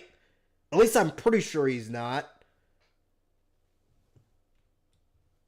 Like, I don't think him being a straight man to Lupus and being under him is enough to say, ah, yes, rip off of Waylon Smithers. Like, what? I want to be clear. I'm not saying that Camp Lazlo is a full-on SpongeBob ripoff. SpongeBob takes place underwater. Camp Lazlo is not funny. Totally different shows. Then again, it's not who did it first, it's who did it best. Camp Lazlo did have this creative idea of having a smart character who rarely says anything. Phineas and Ferb used that trope correctly 2 years later. Was Clam ever really smart though? That's his name, right? Clam, that guy. I'm pretty sure in the show he was kind of an idiot. Like I don't understand why he's I don't understand why he's saying Clam is smart. I don't get it. He's sexually attracted to Lumpus, LOL. I never thought I would ever end up saying that in my entire life, but... Getting back down to earth here, maybe Camp Lazlo was a good show once upon a time. After all, it was squeezed right in the middle of Cartoon Network going more live action, and putting crap on the network like Cram Twins, My Gym Partner's a Monkey, Squirrel Boy. Any show is gonna look good next to them. But as time... I wonder how awful those shows were in retrospect. A part of me makes me wonder if I should like rewatch some of them just to see like how bad they were, because I remember even as a kid I didn't like those cartoons. Goes on and I'm getting back into Camp Lazlo. It feels right at home in this era. Alright, well there's an ad. Alright, I'm excited. Let's see what you have to say about the show. You could just say that Camp Lazlo aged poorly. Because it has aged poorly. Let's get going! I have been looking forward to this trip for weeks. My retainer is gone. Oh, no. I have no idea why Apu was the source of the controversy. This is the worst Indian accent I've ever heard by someone who is not Indian. I'm sorry to... Okay, I don't even agree with that point. I guess you could say it. I mean, I guess you can say it's stereotypical, sure, and I'm not gonna like deny that, but like, I also like don't think that like having a stereotype in a cartoon is necessarily a bad thing. If the character is still charming and charismatic or funny or just enjoyable to watch, I don't really care if they're a stereotype. No. It's one of the reasons why I never really liked the whole criticism towards like the Punch-Out series that like the characters in Punch-Out are racist. Maybe you could argue that the NES Punch-Out was racist, right? But like at least when it comes to like Punch-Out Wii, like even though all the fucking boxers are stereotyped beyond belief, they were still enjoyable, funny fucking characters, bro. Like, they were enjoyable to watch. Like, Aaron Ryan was a fucking psychopath, bro. I loved him. But yeah, like, I don't think having a stereotype is necessarily a bad thing if the stereotype isn't done in a malicious manner, if that makes sense. And I don't think Camp Lazlo ever had anything super malicious. If anything, I'm pretty sure Raj was one of the smarter characters in the show. It kind of goes back to the Speedy Gonzalez thing, because a lot of people love to say that Speedy Gonzalez is like super racist. At least back in the day, like in the 90s, Speedy Gonzalez got a huge controversy from a lot of Americans saying he was like racist, and so he got like banned in the 90s era for a bit. But literally a lot of people from like Latin America loved Speedy Gonzalez and thought he was like an amazing character, even though he was stereotyped beyond belief. And you even see this with like the African American community as well when it comes to characters. What are some characters like some of the Boondocks characters, like Riley Freeman or Huey Freeman? Like, yeah, they're stereotyped too, but they're enjoyable, fun fucking characters, so nobody really cares, right? Yeah, I don't agree with this point at all. I think if it's obvious, like obviously if it's being done in like if it's in a censored 7 kind of way, then yeah, that's bad. But like if it's just a stereotype, but the character is still enjoyable and you still get like, you know, and they still have like their own genuine character, I don't think that's a problem. Come right out of the gate swinging on this one, but in my many hot takes that I've discovered in going through Cartoon Network's oeuvre for CN Real, the two opinions that I get questions over and over again is Time Squad, because why, and Camp Lazlo, because I have said that it was good in the past. It's really funny how people in 2025 actually still are apparently still asking him about Time Squad. That's kind of funny. I don't know why Apu got all the controversy, because the general public actually know The Simpsons. I don't even agree with the whole Apu controversy, by the way. The same logic applies to me. I mean, I think the Boondocks works because the stereotypes are satirical in nature. Boondocks kind of had a deeper meaning to it than Speedy. I get your point, though. I'll get deeper into the show's problems in quarter 4, but as for now, I think this one gets a preview, as we go over and give the biggest example of how crap the show can actually be. Camp Lazlo has 2 flavors, Flavorless and Meat Man. It does occasionally have those more off-the-wall ideas to package into its episodes, you know, like SpongeBob. These tend to be the only times the show isn't in some kind of dead zone. They're also the worst episodes of the show. The most infamous of these episodes has to be the ending, where it's revealed that Scoutmaster Lumpus was an escapee from an insane asylum and had kidnapped the actual Scoutmaster. It's less funny than it sounds, especially because many episodes of the show were built around actually caring about who this guy was. All in all, it just comes across as a slap in the face. I actually agree with this point, honestly. That's actually a very valid point.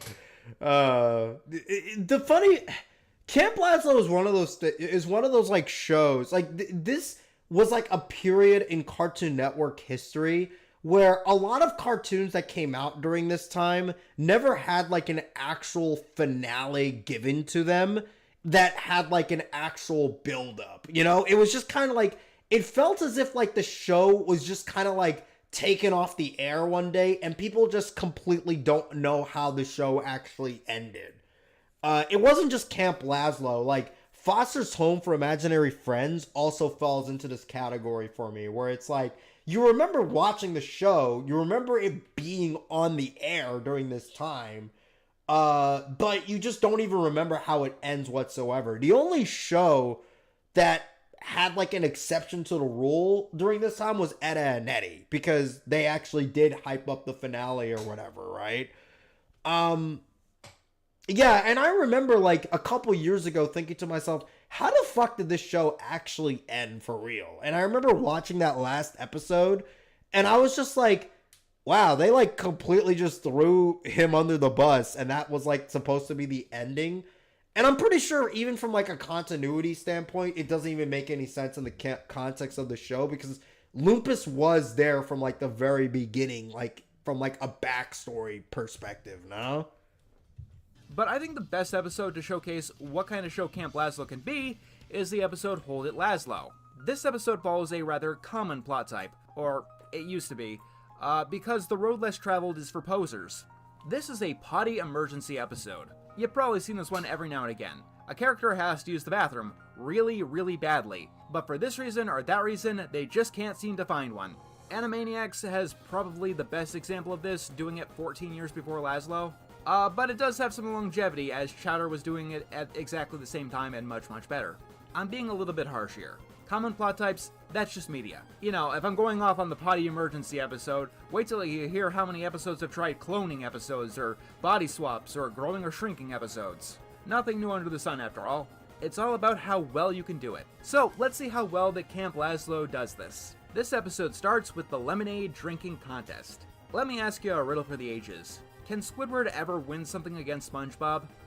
Camp Lazlo's final episode sounds like that episode of The Simpsons where the actual Principal Skinner is not the one we know. Yeah, it really does kind of feel like that too. Yeah, in a way, yeah. I do 100% agree with you on that. And that episode was also like incredibly hated too. It's like the idea of taking a character, establishing them as a character, and then making like an episode like out of shock value, literally just out of shock value, just to like throw the character under the bus. It's just kind of like laughable writing. Like, what even is the point of doing that?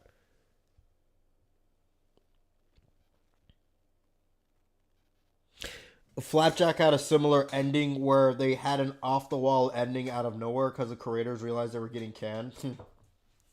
That's funny, because I probably would never have found out about it, because I remember even as a kid I hated Flapjack. Should I rewatch that show and see if it's any good? Maybe give it another chance. Like that show, I remember really disliking it as a kid. I feel like if I rewatched it now, I would probably just hate it more.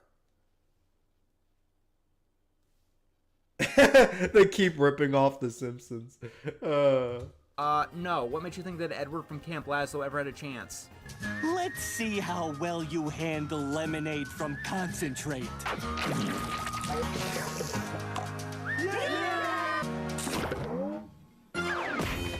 Does your internet bill keep getting higher? That's because promo Fuck these pricing ads. Fuck these ads. Thank you. Perpetual loser. From concentrate.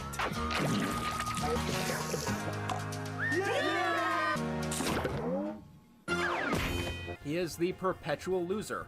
And for him to win every now and again against our main character, that would be unpredictable and thus not welcome in the show. Edward, Wait, what? He's a perpetual loser? That's just not even true, though, right? Wasn't Edward, like... Whenever there was, like... I'm pretty sure in the show's context, there was episodes where Edward actually won, right? Yeah, there is. Like, one of the episodes I remember rewatching a couple years ago was that racing episode, and Edward literally won that race. Pretty decisive. It was pretty decisively too. Yeah, it was the episode. I'm going off of memory here because I did rewatch it 2 years ago. It was the episode where there was a race that was going to happen on camp, and Slinkman was really sad about that because he never was able to win one of those races or whatever. So Laszlo and his gang essentially help him out and say, hey, we're going to race through this together and we can win the race all as one team. And it's funny because in that kind of episode, you would think they would give the victory to Slinkman as like a, hey, Slinkman, you won. But no, Edward still won that fucking race.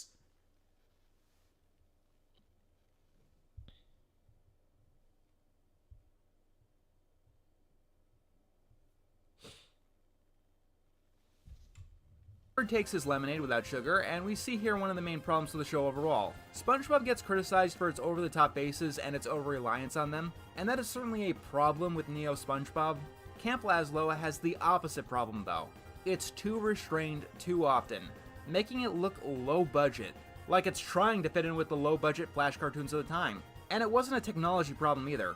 Chowder had great facial expressions. Flapjack also got really out there. And wait, he's actually praising Flapjack? Does Mr. Enter like Flapjack? Or does he hate it? I'm actually genuinely curious now. I mean, I think Flapjack is fucking awful, but whatever.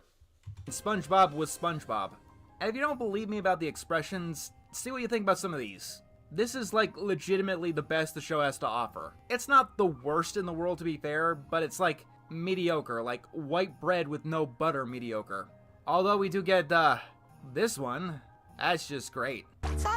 I mean, I guess I kind of see his point, but I also just don't think it's that bad, you know? I mean, to be fair, he did say it is mediocre, so, I mean, and mediocre means, like, painfully average, so it is what it is. Swishing noise, it's obnoxious. This video is full of blowing things out of proportion. Yeah, like, I feel like if I was to take either the type of garbage that new SpongeBob has, where it's like over-the-top faces that literally make no fucking sense, versus this, which is like, okay, maybe they could have been a little bit more expressive, I would easily choose the latter, right? Like, I don't understand, like, why he wants them to be, like, more expressive. Like, I feel like it's fine. It's not that big of a deal. By the way, people, notice how I have not insulted Mr. Enter at all in this entire review, because I still respect Mr. Enter. For the most part. For the most part. Well, for some parts. He said it, not me. Anyway, cause Laszlo won the contest, now he has to pee. A whole lot. Laszlo, could you stand a little more like a champion? I've seen enough of the show to know that the answer is no. Laszlo's only talent is being a loser without dignity. So anyway, Laszlo's first inclination is to rush to the camp bathroom, where we find that the line is super long. I'm just gonna show you this picture here, and see if you can see why the plot doesn't make sense with this premise. The woods are fucking everywhere. Like, tell me you've never been camping before without telling me that you've never been camping before. Tents don't have indoor plumbing. I don't know if you should criticize an episode like this for, you know, plot holes, but I do expect you to plug up easy solutions. What the okay. That was just a really bad nitpick. What is he even trying to apply there? Is he trying to imply that Laszlo should go take a piss in the woods? Is that like his, like, argument there? Or is he talking about, or is he really nitpicking the fact that there's, like, buildings that have plumbing? Like, what? Like, I mean, either way, if it's the first thing, because he was very emphasized with he was emphasizing the Woods thing very hard, which is why I'm confused on this. But if it's the first thing, then that's incorrect, because even though Camp Lazlo and the characters in Camp Lazlo are animals, they act like human beings. They obviously wouldn't want to piss in the woods. Right? Even as a kid, if you're in summer camp and you get found pissing in the woods, that's like, you can get in like serious trouble for that, no? That's number one. And if it's the second thing, yeah, that's just a moronic nitpick, man. I'm sorry. Not calling him a moron, I'm saying the nitpick itself is pretty moronic, okay? With all due respect. If it's the second thing, that's just a nitpick. Like, okay, yeah, they're in a summer camp and they have buildings that have like bathrooms that can flush and have plumbing in them. That's something you can literally find in real life. Like, how is that like out of the ordinary? He's nitpicking about the presence of plumbing. Yeah, that's why I'm referring to both of the cases, because I was genuinely confused by the way he worded that. But either way, it's still like very sloppy. It's just a very sloppy criticism.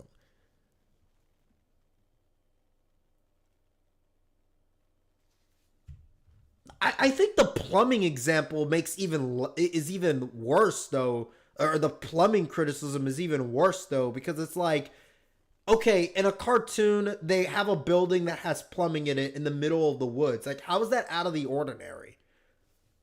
Get funny, at least if like at that point, it's like you might as well like start making some criticisms like, oh, Camp Lazlo has a talking monkey as its main character. That doesn't make any sense. Like, that's just not correct. Like, that's just not a way to criticize media, man. Don't. We could just go to our house, Eddie. What? And ruin the plot? Do you really want to spend the I love Edda. I love Edda and Eddie.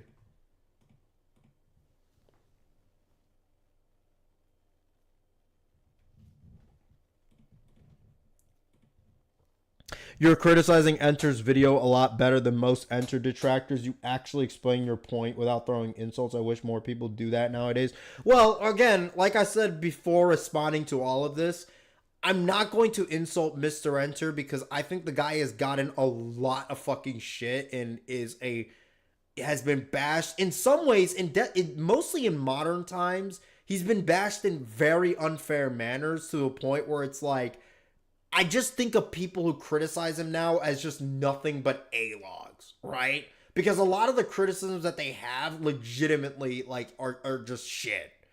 You know, that's why I'm not insulting Enter in this, because Enter has made some actual good content recently. I liked his video he made on the Edda and Eddie Toon Theory video on how much money they actually made. I liked both of his Cars videos. Admittedly, the first Cars video had some mistakes, but he did point out the mistakes in his second Cars video. I liked how he actually improved a lot of his content and how he portrays himself in these videos, and how he doesn't just get blindly angry at cartoons, even if he doesn't like them. And I also like the fact that he literally exposed like a groomer. So, you know what? Good job, Mr. Enter. You get a lot of points. He's gotten unfairly maligned by people who are no better, if not worse than he is. That is so fucking true, bro. I remember calling this out like 3 years ago, too. I can't believe it's already been 3 years. But I remember making a video like 3 years ago, literally making that exact same point, where I'm just like, bro, this is just delusional. Like, a lot of these modern Enter detractors are just they're just A-logs. Literally, like, A-log losers that are just as...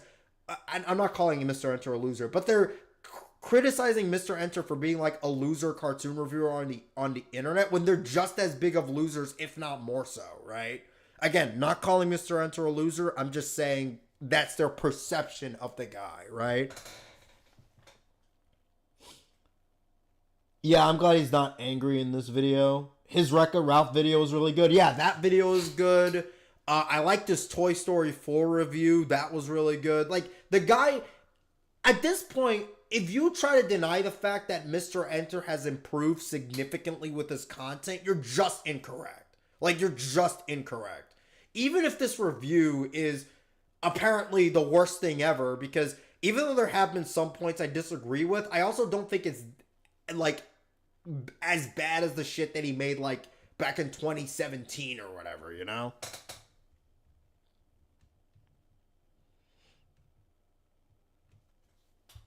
I remember you made a Mr. Enter rant video, which was just a 10-minute loop of a KBW segment where someone gets put through a table. Best video ever.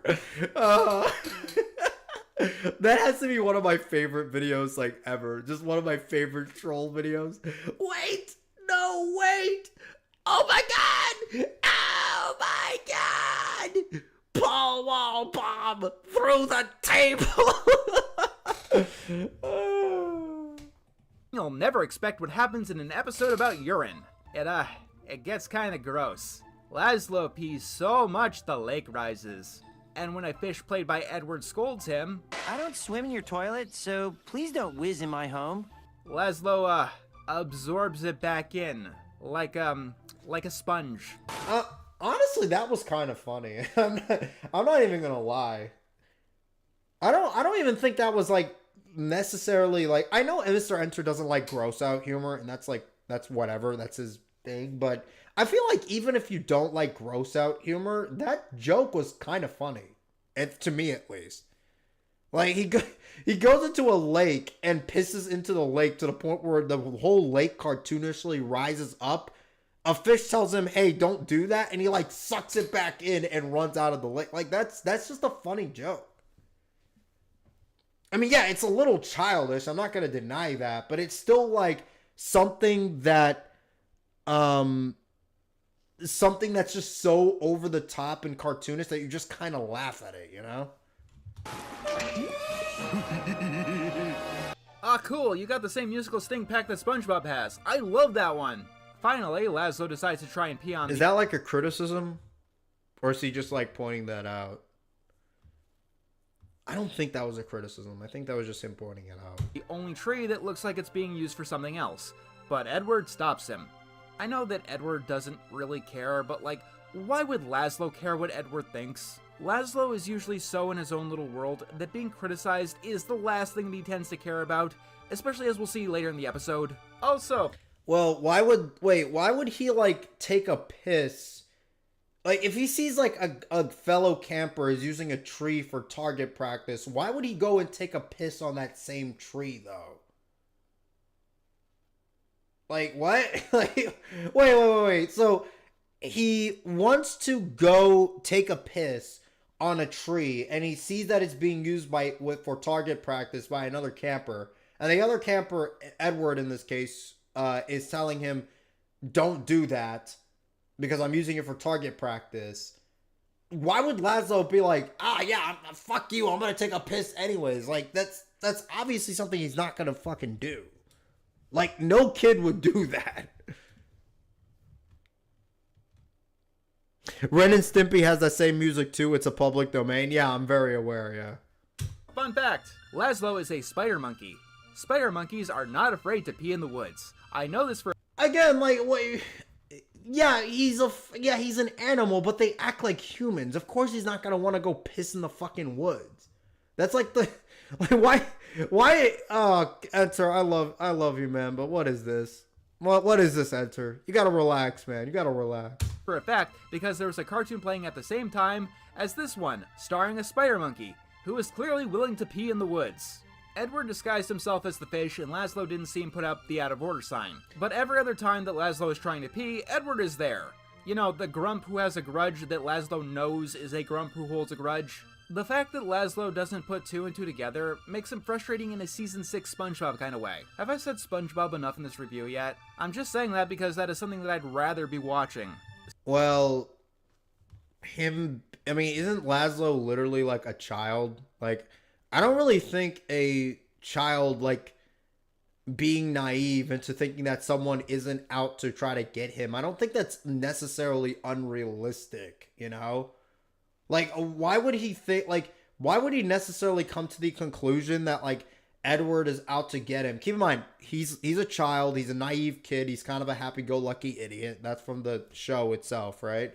Why would he, like, immediately come to the conclusion that, like, Edward is trying to fuck with him? You know, that to me just seems kind of like weird. Especially since from the episodes I've watched, Laszlo treats everyone like nicely, like in a very naive, almost kind of like, hey, everyone is my friend kind of way, you know? Like, I feel like that's just kind of like no? SpongeBob is an employed grown man. Laszlo's a Boy Scout. Yeah, exactly. In the context of SpongeBob, like, SpongeBob is literally a man-child. Laszlo is literally is an actual child. Like, not a man, like, literally, like, a small boy, right? Like, I wouldn't be surprised that if the show wasn't about them being animals and they were all human beings, it wouldn't surprise me if Laszlo was, like, 7 or 8, you know? What's his, like, age, canonically? I'm actually curious now. I'm, like, very curious on what his age is.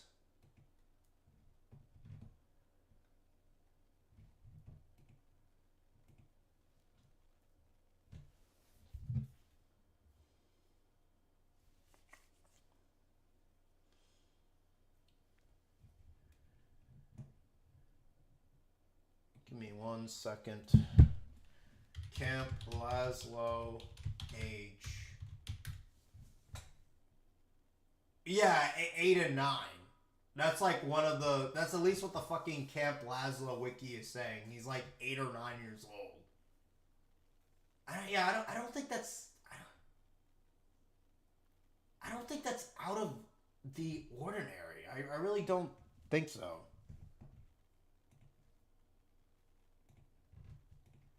So anyway, Laszlo pees for like 3 days.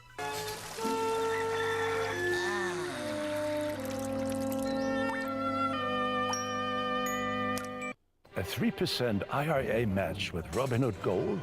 The reckoning has commenced. Fuck these ads. Do you struggle to get your writing? Fuck these ads. Ugh. Kill me now. Stop trying to put the image of a monkey's dick in my brain. Wait, what? Was that supposed to be a joke?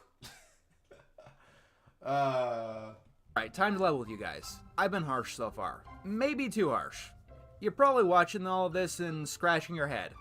Maybe not, but you're probably going like, this is it. This is what's gotten a bee in your bonnet today.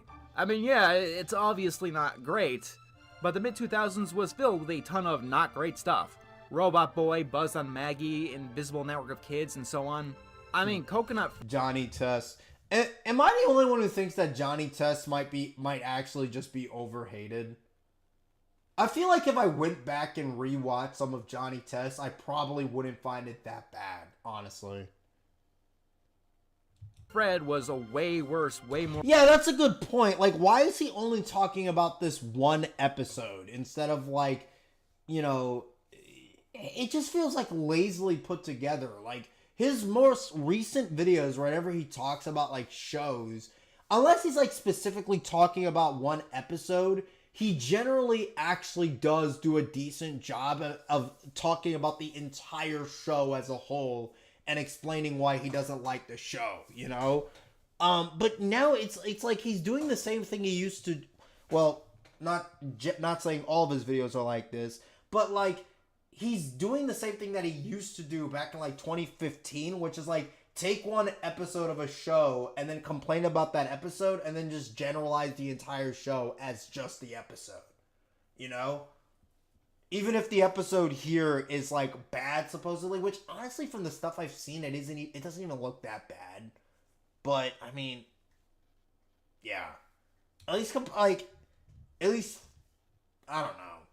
More blatant, not SpongeBob fail comedy. The question must be asked, why the hell are we even talking about this? Because this episode is about to get very, very, very not good. So Edward gives Laszlo a diaper. Because Edward says that it's not a diaper, Laszlo buys into his lie and puts it on. Can I ask, did anyone anywhere ever like protagonists this stupid? And if you did, please tell me why. What exactly do you get out of a character who is so blind to reality that they should have earned their Darwin Award decades ago? Darwin. That's another monkey that I'd rather be watching right now. Now, wait, does he like the wild thornberries? Are you serious? That's okay. I mean, that's fair enough, I guess, but that show is just really fucking boring.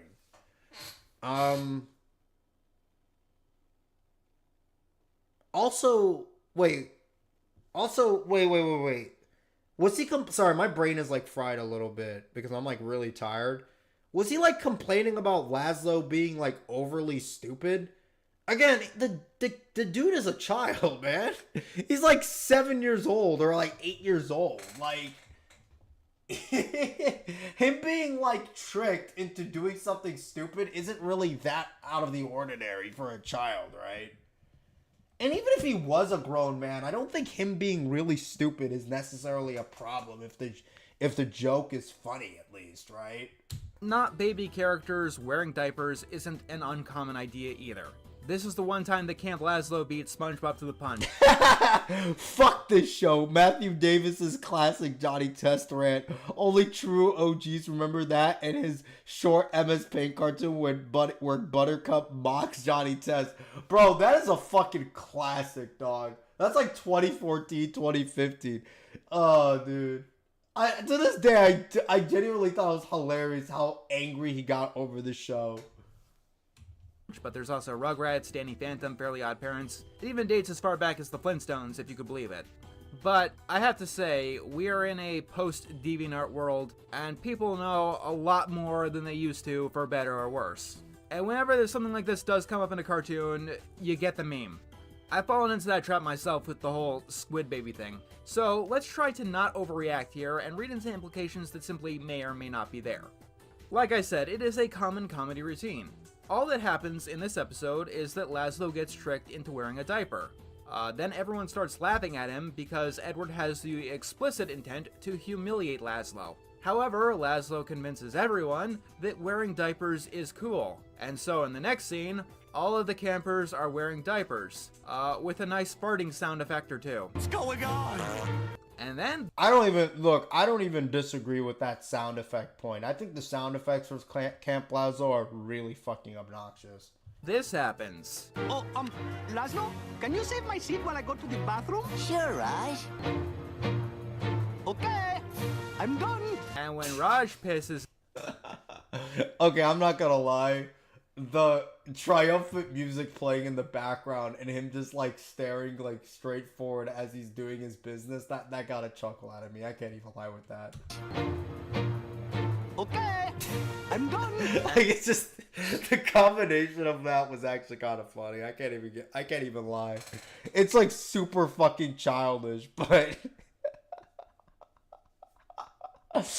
And when Raj pisses in the diaper, everyone calls it cool, and Raj looks very, very pleased with himself.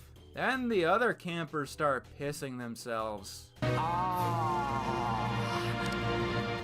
forgot I wasn't wearing tinkle togs. What? What the fuck? Oh, okay.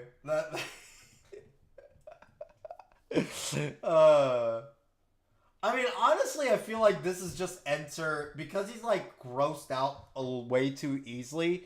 He's like he's just ignoring like why the joke is at least kind of funny, you know? Because for one thing, there isn't even like a sound effect, so you can't even complain about the sound effect like happening where they have like a pissing sound effect. Because okay, I can kind of understand why that would gross someone out. But number two, it's also just like the triumphant music being played in the background and the fact that a bunch of characters are literally just pissing in their pantses like while that's happening.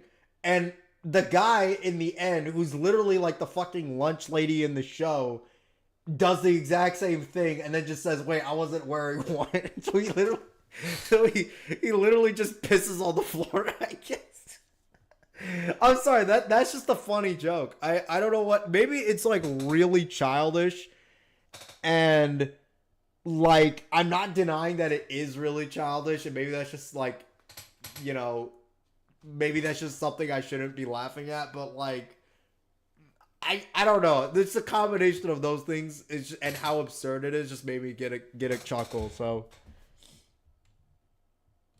Okay, look, I'm probably one of the people least in the know about this kind of stuff in general. So you tell me how innocent you can read any of this. I'm not going to assume any intent among anyone behind whatever the fuck any of this is, because I don't know. None of us know. I want to make that clear. However, I'm not gonna... I mean, that's fair. I'm like glad he's not like insulting writers anymore. That was the really annoying fucking thing that he used to do that got on my nerves. Deny the effect here. You see exactly what this looks like.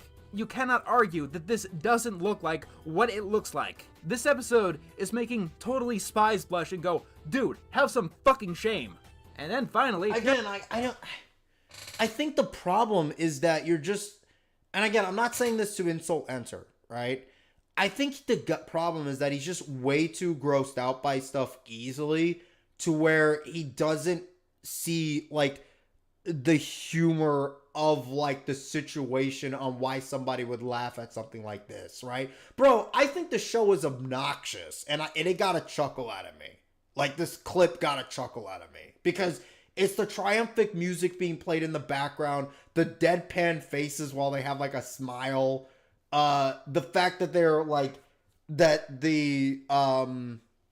even, like, the fucking lunch, not the lunch lady, but the lunch man at the end joins in their fun, I guess. and says that he's not even wearing one, he just did it. Like, that's just funny, man. Yeah, it really isn't that bad. Like,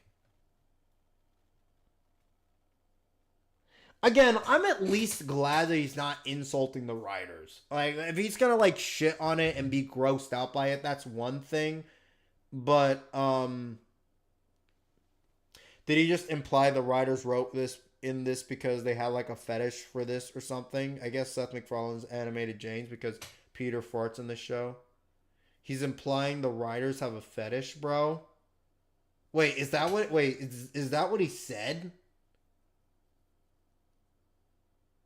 Okay, maybe I wasn't paying attention. Let me, like, rewatch it. People least in the know about this kind of stuff in general. So you tell me... Forgot I wasn't wearing tinkle togs. Okay, look, I'm probably one of the people least in the know about this kind of stuff in general. So you tell me how innocent you can read any of this. I'm not going to assume any intent among anyone behind whatever the fuck any of this is, because I don't know. None of us know. I want to make that clear. However, I'm not going to deny the effect here. You see exactly what this looks like. You cannot argue that this doesn't look like what it looks like. This episode is making totally spies blush and go, dude, have some fucking shame. And then I don't understand the totally spies reference, so I don't understand, like, what he's implying with that. Is he really actually implying that the writers have, like, a fetish with this? He's implying the writers have a fetish, bro? Okay, yeah, that's too far. Why is he really insulting writers again? Why is he why are you doing that, man? Why? Why can't you just say it's gross and disgusting and just leave it at that? What is, like, the comparison to Totally Spies? Can someone in the fucking chat, like, let me know?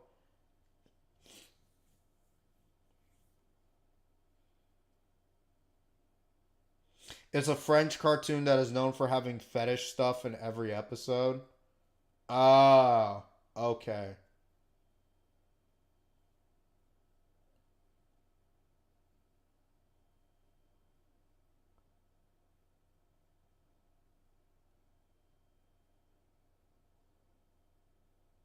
Earlier, he flashed on a screen cap that said, "The writers barely disguised fetish." Bro, why are you insulting writers again, dog? What the fuck? Oh, that's painful, dog. That's painful. I don't understand why Mr. Enter does that, man.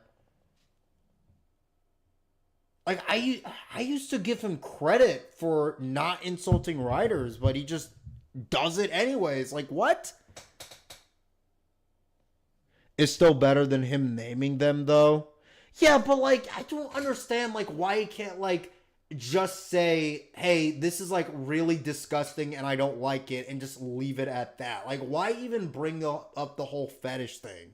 It's obvious that when they were writing this episode, that they never thought about making any sort of fetish shit related to it, you know?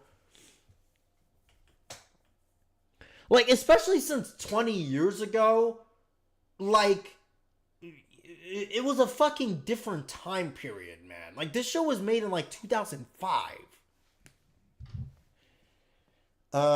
The only justifiable writer insult was a Star versus Evil final episode with that genocide. What if he's right, Lamau?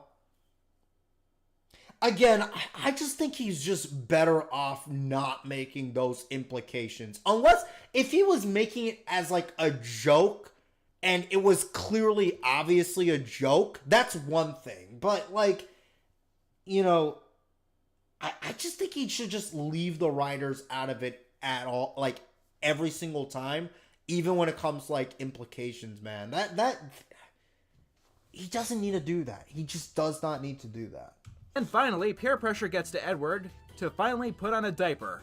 Then his brothers come in. Can you bring any more shame to our family? I can't believe we're related. So in conclusion, I hate Camp Laszlo. This is why. Thank you for listening to my TED Talk. Please stop asking me. I hope you all have a good day. I am going to stare in a mirror for a good 2 hours and wondering how my life got this out of whack. I should not have said whack in this review. Alright, well, that's the, one of his patrons is named Thick Crabs. Okay, that's kind of funny.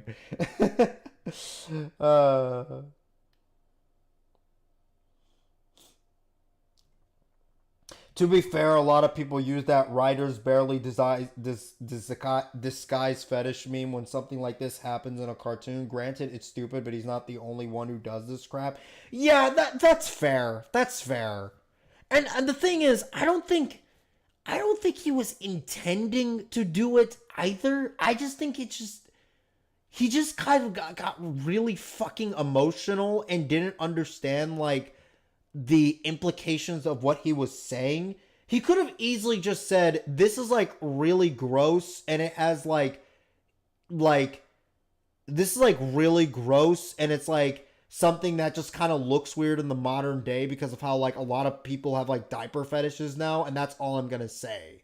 I feel like if he said something like that, which is probably what that's honestly what I probably think he was trying to say, but he just worded it in a really, really sloppy manner to where he was basically saying, or implying that the writers have some sort of fucking fetish with this shit.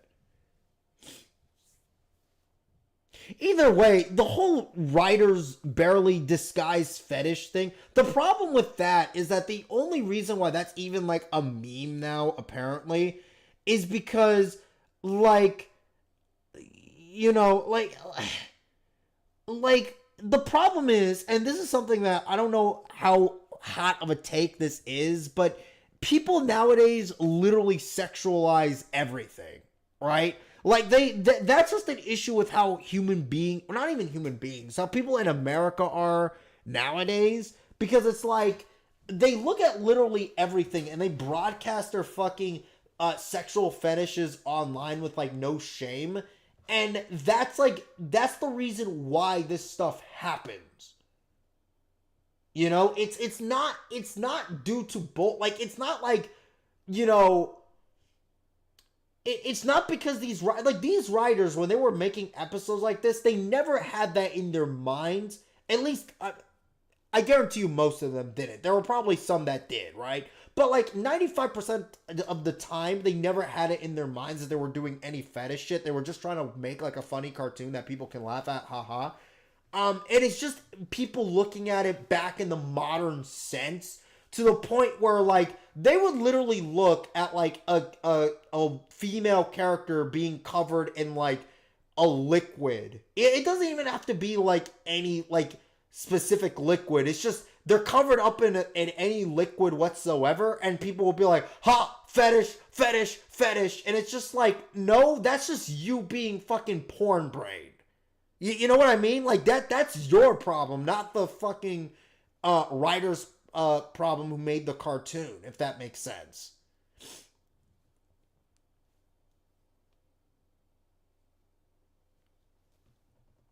Yeah, oh, shit. Oh, fuck, I dropped my phone.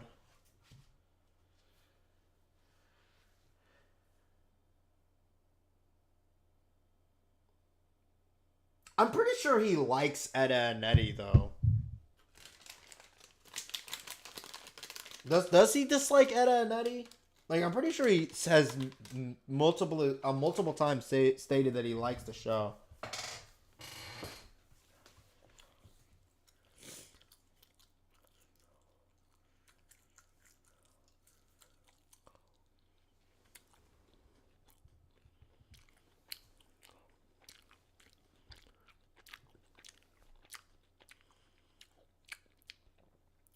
It's one of his faves, but he doesn't like Sorry Wrong Ed, which I disagree with, by the way. That episode is fucking hilarious.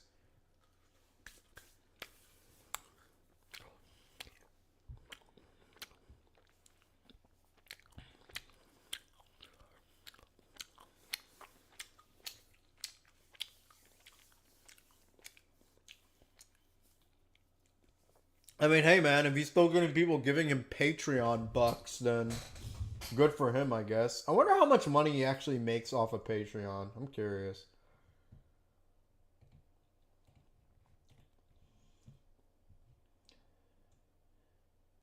$527 a month. Okay, well, that's pretty cool. Good for him, I guess. If there's one thing I'm going to respect, one thing I really like about Mr. Enter, you know, and it's not just like nowadays, I think just in general is something I like about Mr. Enter, is that I don't think there was ever a single time that Mr. Enter has ever like e-begged for money, if that makes sense. You know, like he's never been like the type of guy to be like, oh, to constantly like whore out his Patreon and be like, donate to my Patreon, you know? It's just, hey, I have it. If you want to donate to it, go right ahead, but there you go. That kind of thing.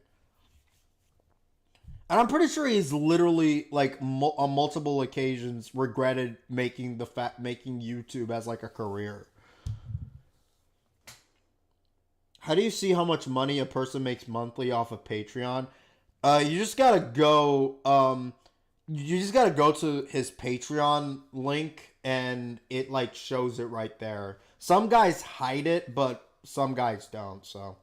Yeah, the failed Indiegogo was more of a proposal than begging for a camera. The thing is, the failed Indiegogo also doesn't really bother me that much because, one, he was asking for money to try to deliver a product to his fans, which I think is a very big difference than saying, I think it's a very big difference to ask for money, kind of like what AVGN did, ask for money to make a product that fans could enjoy, versus what like Review Tech USA did, which is like, hey, give me money so I can just buy a better camera, you know? Like, I feel like there's a pretty fucking big difference between that. And also, Enter, unlike some other people I'm not going to mention,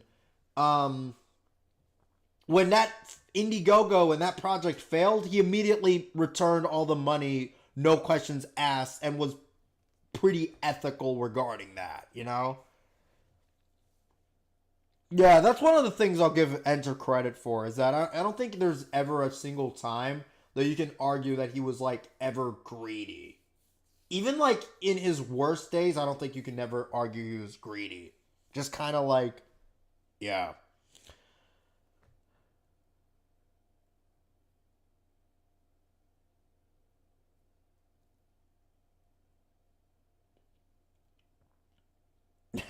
Blockbuster critic reference.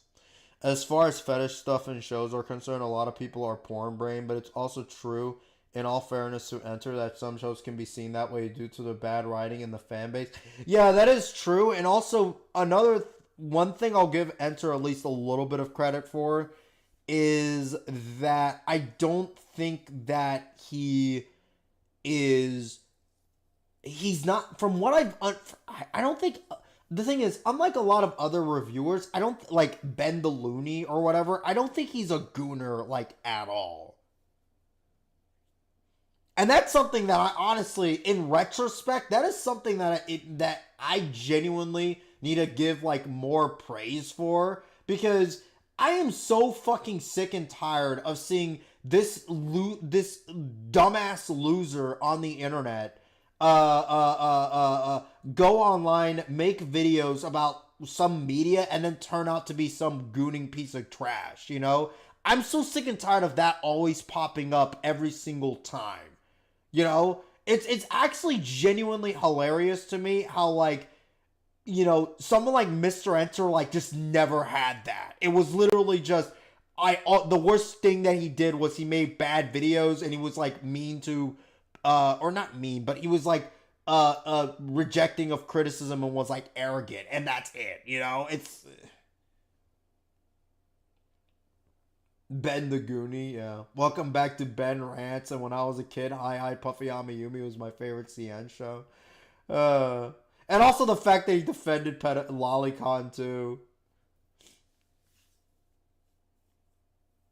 God, the Ben the Looney Lolicon video is got to be one of the worst.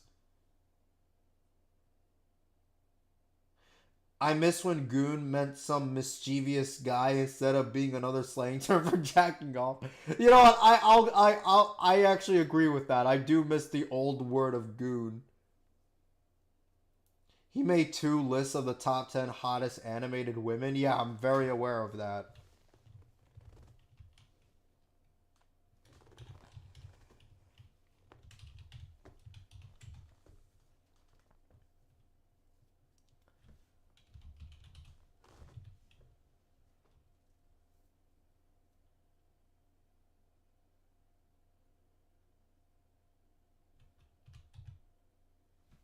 I thought gooning meant edging into enlighten. What the fuck?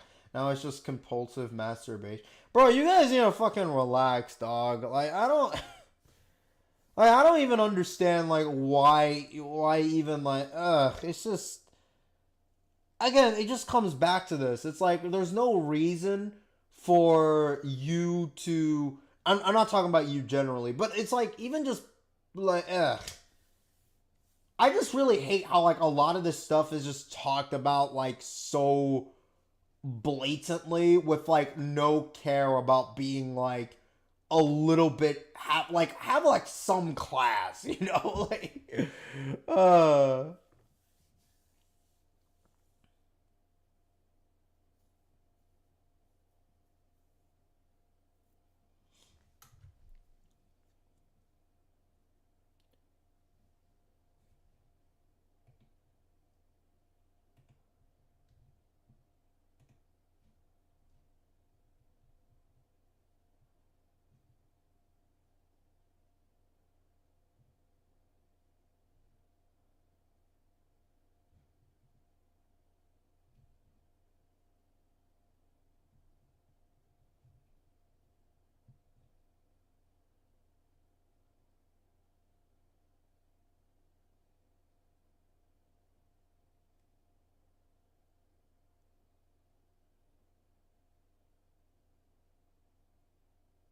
I love how you respond to any mention of gooning like Enter did to the piss jokes.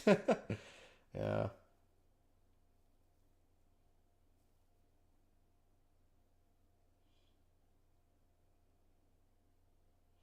I will say, though, I think Gooner bothers me a lot less than Coomer, though.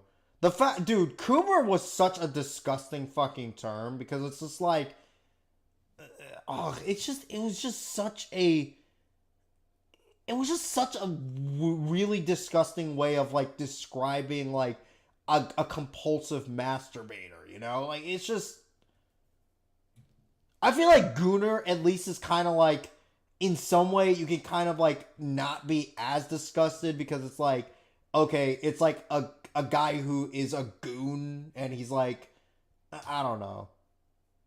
Both are nasty as fuck. Yeah, I agree. I'm not going to pretend that both are like gooners like better, but it's at least, yeah, exactly. It's at least like more goofy, you know? So it's like, it's something where it's like, okay, I can't really be as disgusted compared to like some dude saying Coomer or whatever, you know?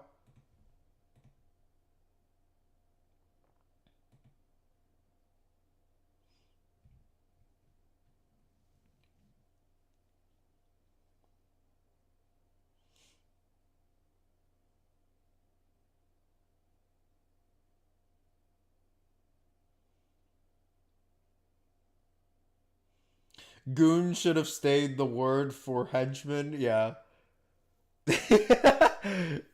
One word that I still am happy that still means henchman is crony.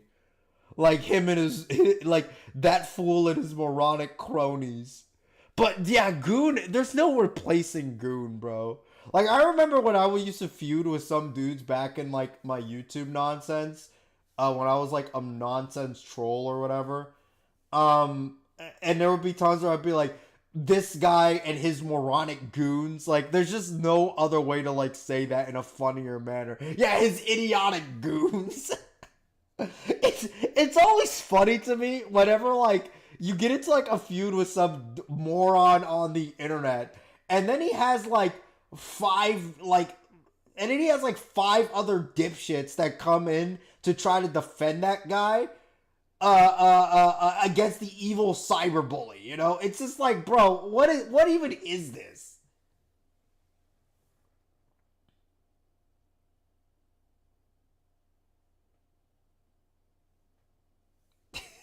You know what I mean? It's like, oh, good. I'm trying to think of like an example. Like, the Dabby one is probably the one that really comes up to mind because it's like, oh, I originally wanted to have a feud with Dabby, and now I find myself having a feud with all of his cronies. Like, what? And who else was like that? I'm trying to remember. There was like a couple times where I just remember feuding with some guy, and then out of nowhere, crony number 1 comes out to try to defend his waifu or some shit. It's like what the fuck, dude?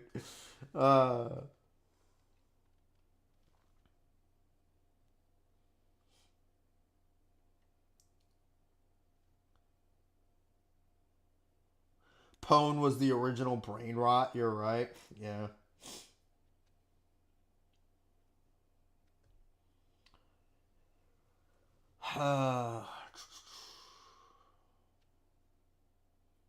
OGs remember Megadude versus Math Dominus debate. Did I have a debate with that guy? Are you serious? Wow, that is fucking hilarious. Yeah, Cosmodor. That's another one, bro.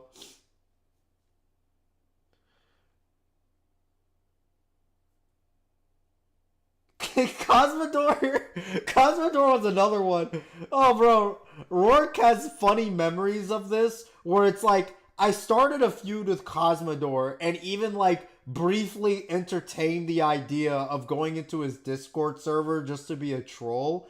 And I never did that. That's the thing. Like, I never even went into there because I just didn't really care enough to do it. So, and I was kind of losing interest in the whole trolling thing anyways.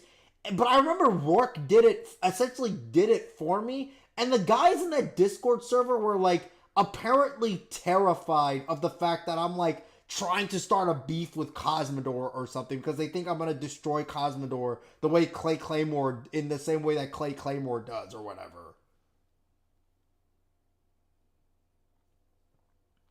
That's like what's Rourke apparently told. That's what Rourke told me that apparently happened in like in the DMs I've had with Rourke. And it's like I wish I wish there were screenshots that were taken, because it's like, bro, like, you know, that would have just been funny to read in retrospect.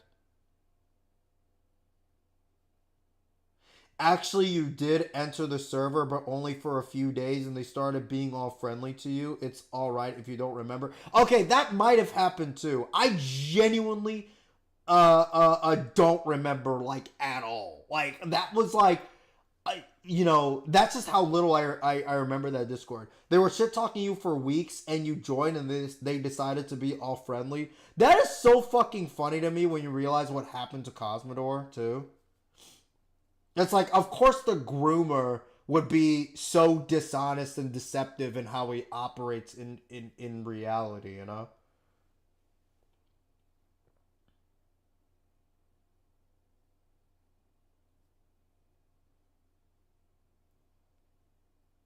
Didn't you get heat for making fun of commentary people back in the day? I remember getting you getting into beef with Jar, and look where he turned out. I don't know why the fuck people were scared of Just a Robot back in the day. Dude, it is so funny how I got into beefs with all of those, like, slideshow commentary morons. I got into beef with... My voice cracked there for a second. I got into beefs with all of those morons, and literally, quite literally, not only did I humiliate all of them, it's like years later, they all turned out to be irredeemable sacks of trash.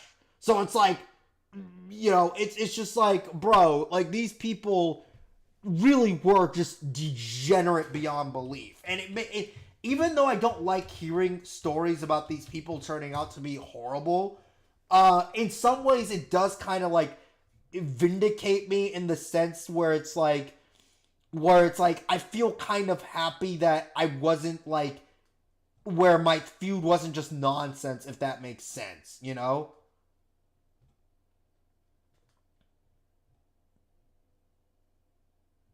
Does that make sense? Like, I don't like hearing about news regarding these people, like, turning out to be horrible and turning out to be, like, pieces of trash, yada yada yada. Like, I really don't, and it genuinely bothers me.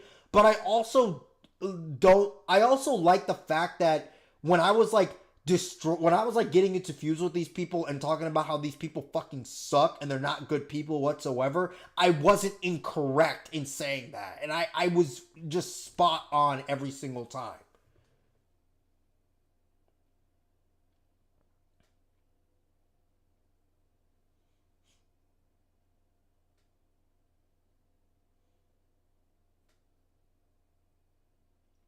Wait, what happens with Jar? I'm out of the loop, and I do want to know. Basically, Jar was...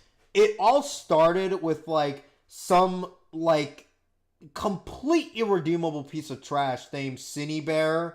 Cinebear03, I think. She basically was, like, exposed for having a bunch of, like, was basically a groomer to a child on the internet.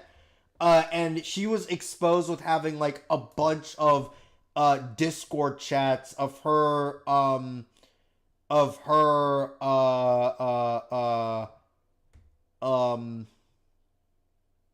grooming this one child online with very inappropriate material, as well as not safe for work comics and that kind of stuff. And she had those allegations thrown against her, but then it was proven to not be allegations because the chats were there. And Jar went out of his way, because he was, like, in love with her, apparently, to cuck himself and put himself in a position where he was trying to, like, defend Cinebear against those allegations. And he got a whole bunch of shit for that. And then a bunch of other stuff just started opening up about Jar, that it just kind of became like a waterfall, like, of a bunch of people who really, really did not like Jar. So yeah, that's kind of what happened with Jar.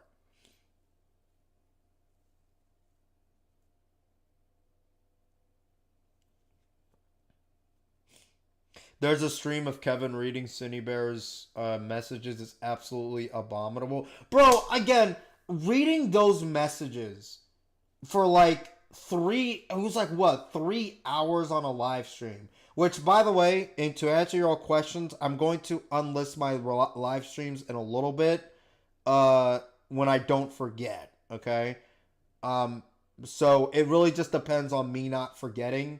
If you go ahead and message me on Discord, be like, hey, unlist the live streams, bro. Don't forget. I'm probably going to just not do it just to piss you off because that annoys me. So just letting you all know that, okay? It's going to come in like the next week, maybe 2, maybe 3. I don't know, and I don't care, okay? Anyways, what was I talking about?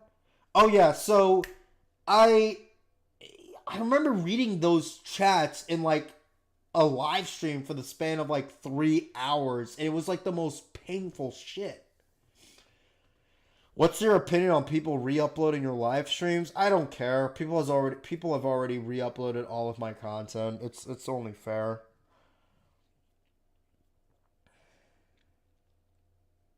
Maybe I should just delete my content just to be funny and just to trigger people, because I think that would be genuinely funny. Mwahaha. I'm sorry, guys.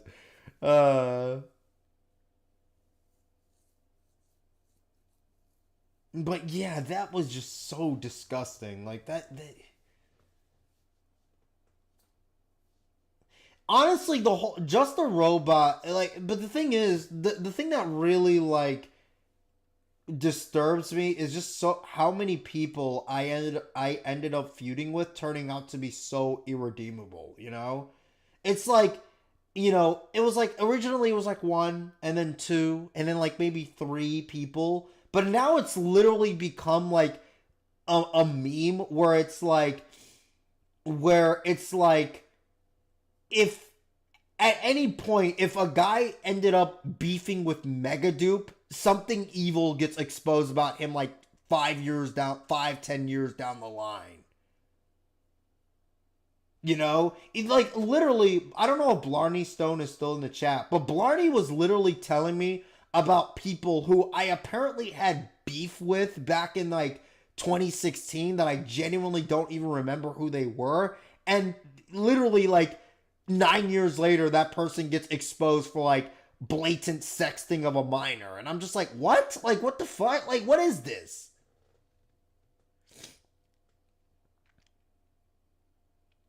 The bully streams, yeah. Modi.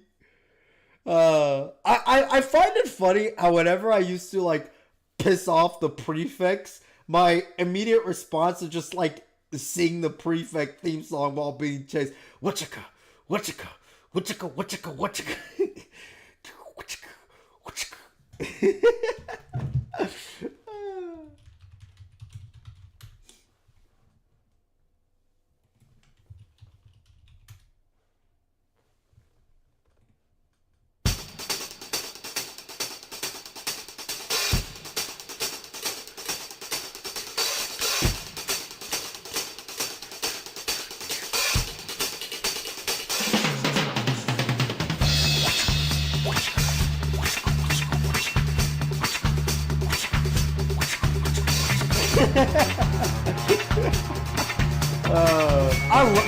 I love the prefects though. They had some funny lines.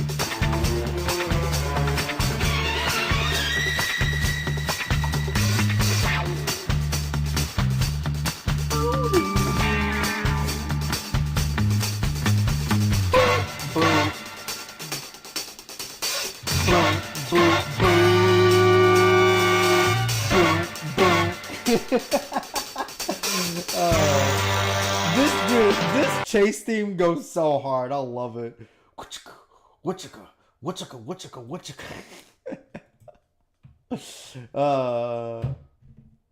Bully had a really good fucking soundtrack, dude. Like, it was just a really, really good fucking soundtrack. Do you guys remember how I used to fight the greasers just so I could hear the greaser fight theme? For like no reason, I would go fight greasers just to hear their fucking theme song.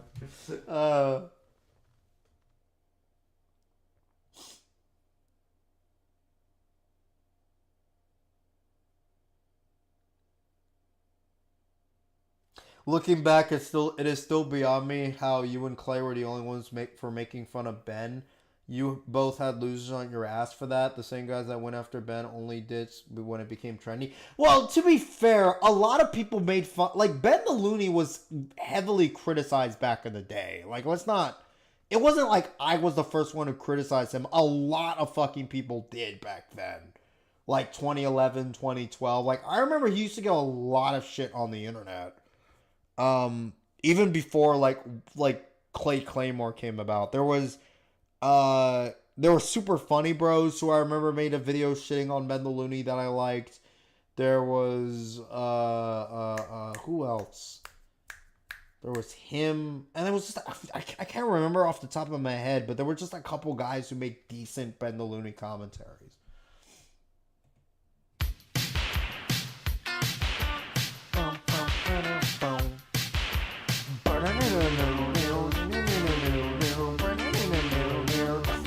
I love the Greases theme so much.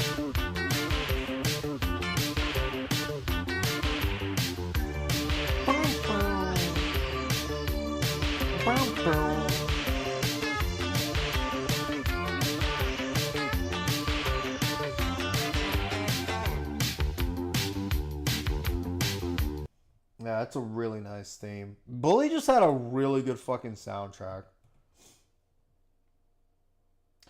Anyways, regarding games, I think that leads into the next game that I want to start playing in my live streams, because I think you guys actually enjoy when I play video games, and this one is a classic. And I'm going to tell you guys what it is in a moment. So, heavy parentheses before I start this game. I like this game a lot, but this is one of those games that admittedly is kind of slow paced. And not only is it like slow paced, it also has like a lot of it has like a lot of really obnoxious RNG elements that even with the game itself, so the game does have a save feature in it, even though it's a Genesis game, but there's like a lot of RNG elements that you can like avoid by exploiting the built-in save feature of the game itself. So I don't think it's any different from me using save states, other than the fact that the game just becomes a lot quicker to play, if that makes sense. No, it's not Pokemon. It's not Pokemon. You'll see it in a second.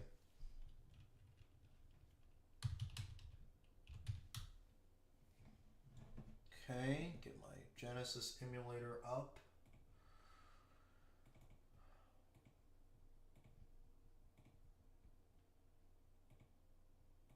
Okay, there it is. And now we're going to load this game up. And you guys are about to see it in a second.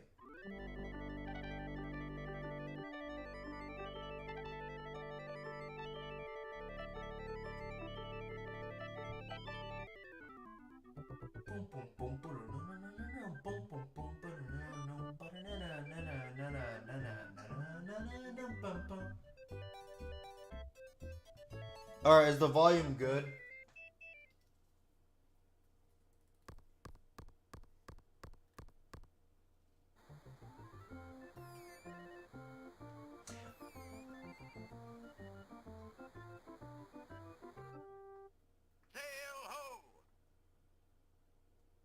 Is the volume good compared, like, is the audio balancing good, or is it, like, way too quiet? Alright, I'm just gonna assume it's good. Let me know in the chat if it can go. I'm gonna increase the volume just a little bit. So, before I start this game, I really want to listen to the music, because I really like this rendition of Sailor's Hornpipe.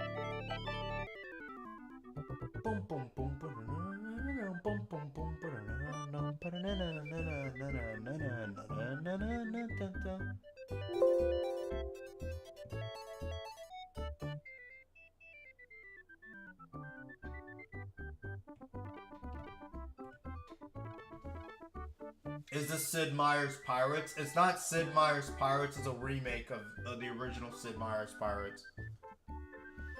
Alright, so this game is called Pirates Gold, and it's a remake of a Commodore 64 game, I think it was, of a game made by Sid Meier's back in, I believe, 1987 called Pirates. And this is basically the remastered remake that was made on the Genesis with new artwork, new music, updated graphics, and I'm pretty sure a little bit extra features, right? And I actually really enjoyed this game a lot, and I used to play it a lot as a kid. It's actually very addicting, and there's a lot of stuff you can do in it.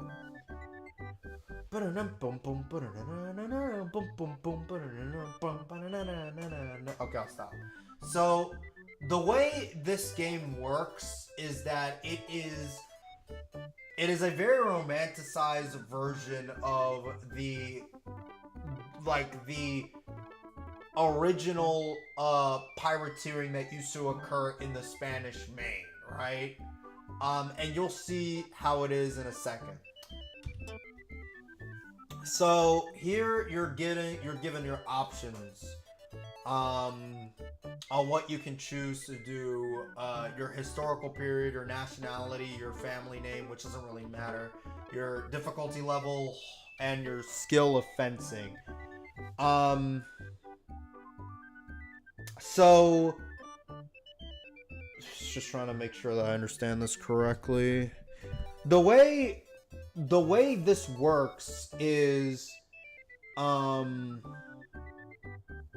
am I so hard at speaking about games now? The way this works is that the historical period demonstrates what time period you're going to be playing in. And that impacts how many, not only does it impact how many colonies are in the Spanish Main that you are going to be operating under, but it also describes the influence and the power that some of these nations had during this age of mercantilism. I can't say that word correctly. With the first time period being the Silver Empire, which is the time period where the Spanish really were the first ones that established colonies within the Spanish Main, and they were getting a lot of gold and silver as a result of it, hence the name the Silver Empire. This one time period, there's only a couple of colonies that are like English and French, and the rest are all Spanish. It's a pretty difficult time period as a result of it. This one is merchants and smugglers. Basically, 40 years later in the 1600s, there was a lot more trade that started to be established within those areas, and as a result, the Spanish started to lose a little bit of influence, though they were still the more dominant players in the region within the age of mercantilism. And then there's a new colonists. This is the time period where a lot of fresh new colonists came for economic opportunity, and I'm pretty sure religious freedom as a whole to go into the Spanish Main during this time. And as a result, the Spanish had a little bit of their influence weaken here as well. And this 1640 War for Profit, I believe, is referring to the time when a lot of Europe was at war, particularly with the wars of religion. If I'm pretty sure that's the case. This was a very very volatile time period where a lot of these European nations are getting into conflict. And as a result, a lot of the Spanish Main was no longer just the Spanish colonies, but a lot of European colonies, such as the English, the French, and some Dutch colonies. Nearly 100 years after the Silver Empire. And then there's the Buccaneer Heroes, which I believe that is more of like a pirate's, not like a pirate's peak, but kind of like a pirate's decline era. And the final one is the Pirate Sunset, which is the true Pirates Decline era. This is when the Spanish were no longer that influence in the region. And being a pirate in this era is very hard because it's more so about establishing trade to get rich here than it is about conquering and pillaging shit. And that's the final time period that you choose. Interestingly enough, around 70 years later, the British would set up the first world system of empire. So, yeah, that's how it is. Alright, but the one I'm going to choose is War for Profit, and you'll see why in a second. Because there's a lot of wars that go on, and I want to take advantage of that.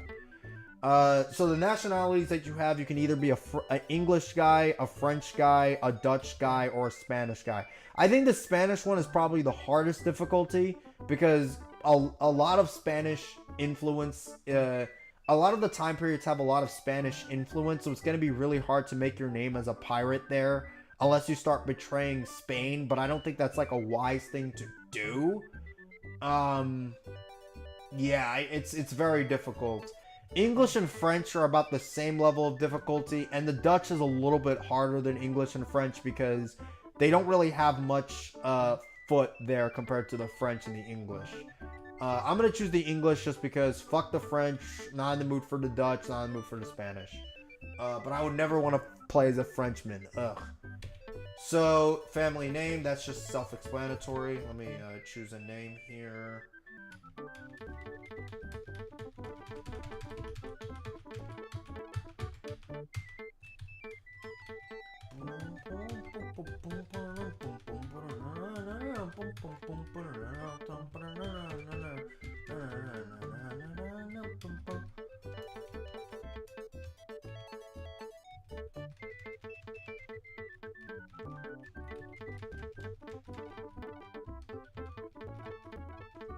Alright, there we go. Poo-poo.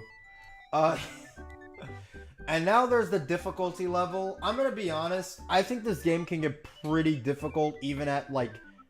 Apprentice level is not too bad, but I think this game can just definitely get pretty risky playing it in Journeyman level or Adventure level. And then there's Swashbuckler, which is just ridiculously hard. I'm gonna start off as Journeyman, mainly because... even though it's not as hard as the other two, you can still increase your difficulty if you make a lot of money, and I'll explain that in a moment as well. And the final one is special ability. There is skill of fencing, which makes your fencing better. There's skill of navigation, which makes you sailing the ocean better. There's skill of gunnery. There's wit and charm, which, yes, wit and charm matters because in this game you can get married. That is a goal. And there is tiers on how hot the person that you can marry is. Game from the 90s, whatever, right? Not only does it affect that, but it also affects how well you're able to make deals with governors in this game, which is very important. And then there's skill of medicine, which in my opinion is the best one. Because in this game, your character ages, and not only that, and skill of medicine slows that down, and not only that, but it makes it to where if you get hit in sword battles, it doesn't affect your character as much, and that is very, very important, especially later on when your character just starts falling apart and becomes an old man, unable to fight with the 20-year-old captains anymore. So, let's do it. The 10 Great Pirate Quests. Can you complete the 10 pirate quests and become the greatest pirate who's ever lived? This is one of the goals of the game, is to try to complete the 10 Great Pirate Quests. It's not one of the only goals though, because even though you can definitely complete this relatively quickly, you still want to try to get as much happiness level as you can, which is kind of like a high score in video game, in like old school arcade games. And that, it depends on the amount of money you get, how hot your wife is, how much land you own by the end of it, and just how much of a formidable pirate you were. So, yeah, let's do that. Your story begins. You are a young pirate. Recent voyages have been unlucky, so you decide to duel the old captain for command of the ship. Alright, let's see if I remember how to do this. Ah, shit. He's already hit me. Fuck. Oh, fuck. Okay, can I, like, reset? Low key. This is, like, not a good start. I got hit, like, one time with a longsword. Victorious, you are the new leader of the Buccaneers.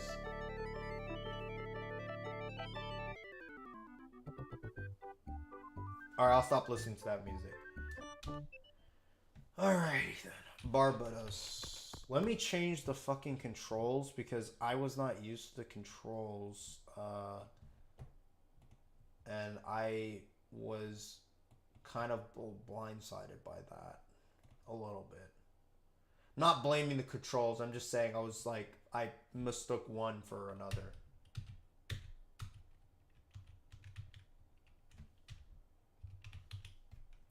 In fact, let me actually restart. Hold up.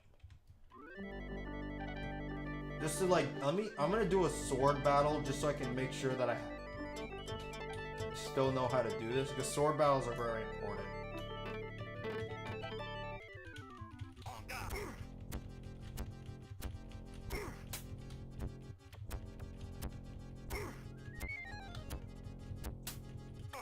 Alright. And that's how you parry. Okay. Alright, let me set that up again. Sorry about that.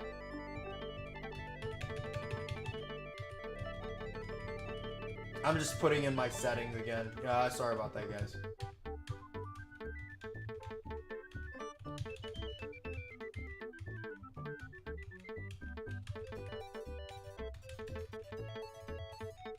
Alright.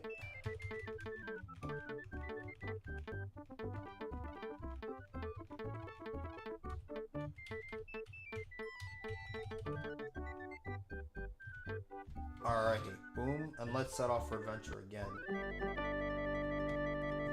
Alright, let's do this. Okay, same story. Ah, fuck, he has a rapier. That's not good. Alright, good. I'll take one rapier hit. That's not the end of the world.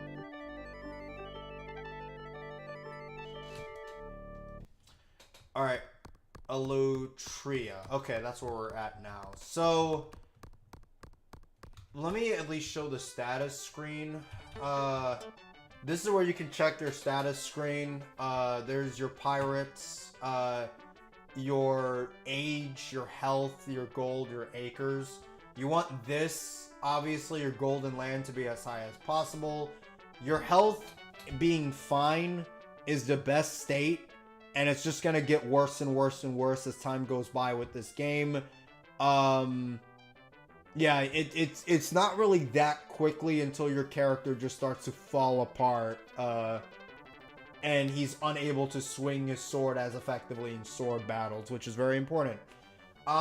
Because I chose the war for profit, and this is a time period where wars are happening all over Europe, and I'm an Englishman, I'm already given a letter of marque, which is why I chose this, because this is the starting rank that you can choose to start conquering enemy territory, or enemy, not just territory, but enemy ships, and really upgrade your rank, which gives you a lot of gold and prestige.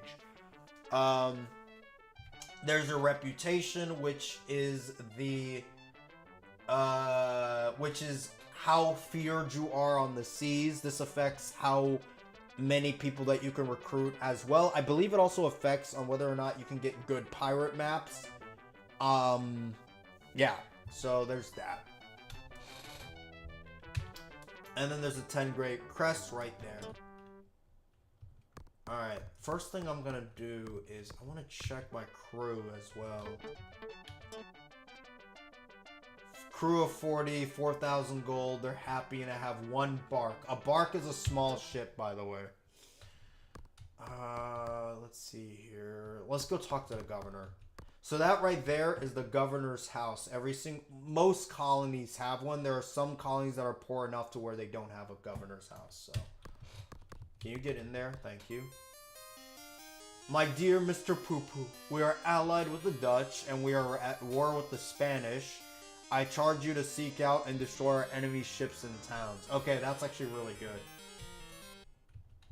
Allied, if we're at war with the Spanish, then that means that I can get really rich really quickly because most of these colonies are Spanish colonies. Can you get inside? Why are you not? There you go. The tavern keeper listens with interest as you describe your promising plans. Look, it's that promising sea dog, Mr. Poo-Poo. A rowdy group of 18 men asked to join your crew. Do you sign them up or turn them away? You need to be careful doing this because if you are not making successful voyages and you hire a lot more crewmates, your crew can get pissed off and start to mutiny against you, and yes, that can happen. So be very careful signing guys up if you don't have the money and the prestige to do so. That being said, it's early on, so I can sign them up with no problem. Alright, England at war with Spain, which is good. New gold mine at San Juan, which is good because that means that colony's controlled by the Spanish. I know that. And by the way, playing this game requires a little bit of memorization and understanding how the colonies function and stuff. Indians attack Gibraltar. New gold mine at Maracaibo. Holland allies with England. New gold mine at Panama. Okay.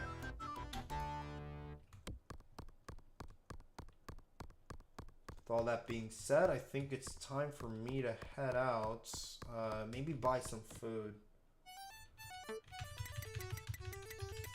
Here is the merchant's place. You can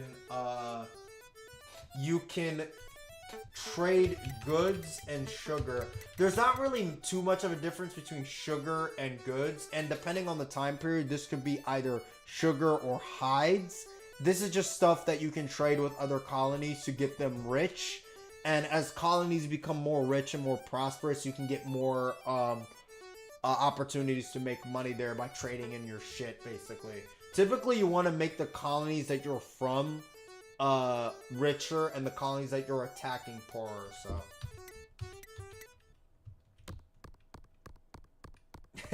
England at war with Spain, that's good.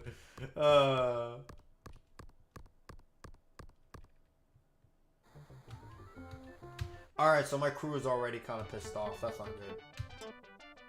So, yeah, so your crew has 4 happiness levels. They can either be happy, pleased, which is the second one after happy. I believe the third one is annoyed, and then the last one is angry. And if they are even annoyed, that is risk of mutiny. They can start mutinying even at that. So yeah, you have to be very careful with that. God, I could already. That's way too early. So we gotta make some success. Okay.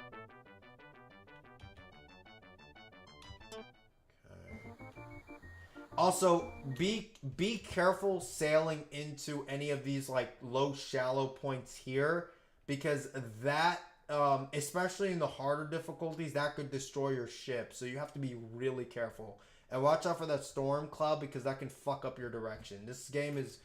You have to be very, very fucking careful when you play this game, believe it or not. Like, you can be the richest pirate in the world, and then all of a sudden you just lose all your fucking money. And yes, I know this because it's happened to me a couple times, so...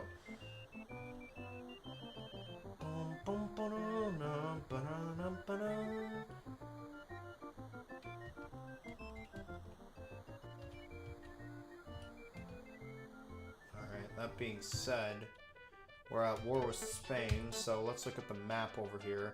This shitty map, this pixelated map is the only one that you get, so get used to it. Yeah, there's a Spanish colony here, here, here.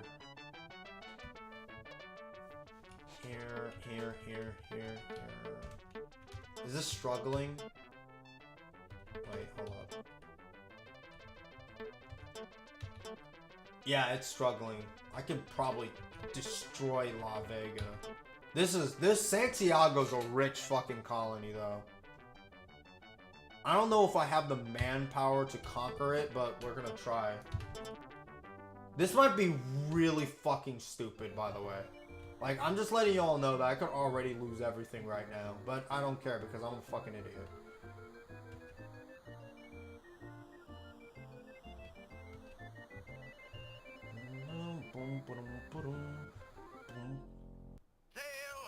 The lookout reports a sail on the horizon. We're in French waters. The master reminds you. Looks like a pinnace. Flying French colors. I'm going to sail away. I don't want to attack the French just yet in case I can make an alliance with them. And yes, you can get promoted with 2 different nationalities.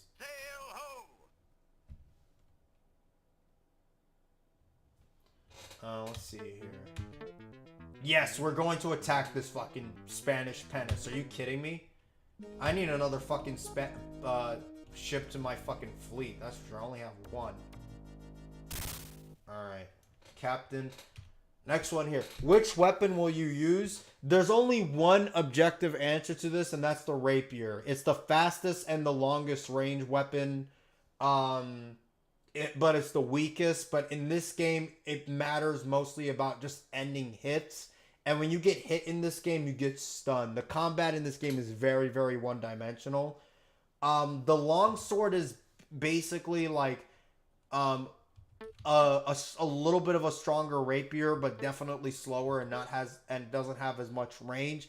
And the cutlass is basically the melee Bowser of this game, which is basically like, I hit strong, but I'm so slow and so like my range sucks. Like fuck the cutlass. Basically, the rapier is the only one I'll ever end up choosing. There was sometimes I ended up playing like hard mode where I'd be like, all right, I'm gonna choose just the cutlass and see how far I get, because trust me, the cutlass sucks fucking. It just sucks, right? And honestly, at some point, if you start using the cutlass, you're better off going for cannon battles instead of sword battles. But I like sword battles more because they're easier to do.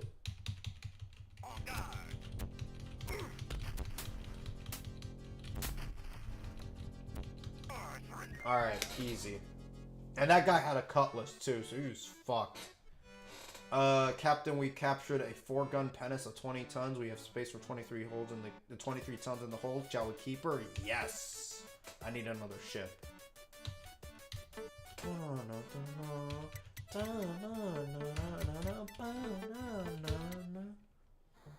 Alright. And I didn't lose a single man conquering that ship. This might be like the dumbest idea ever. I'm going to put a save state here because I think this could actually be disastrous. Is there a way I can also speed the game up? Because the ship driving sections can get pretty slow, but okay, backspace is fast forward. Okay, cool. Just making sure. Alright. We're gonna attack the town. We have 50 men and 12 cannon ready for battle.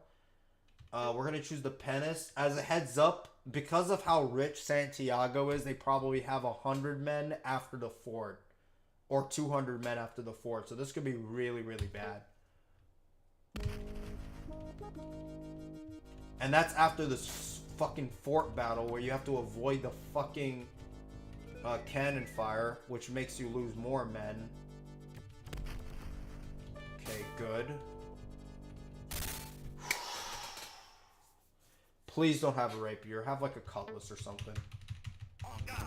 255 men. That's bullshit.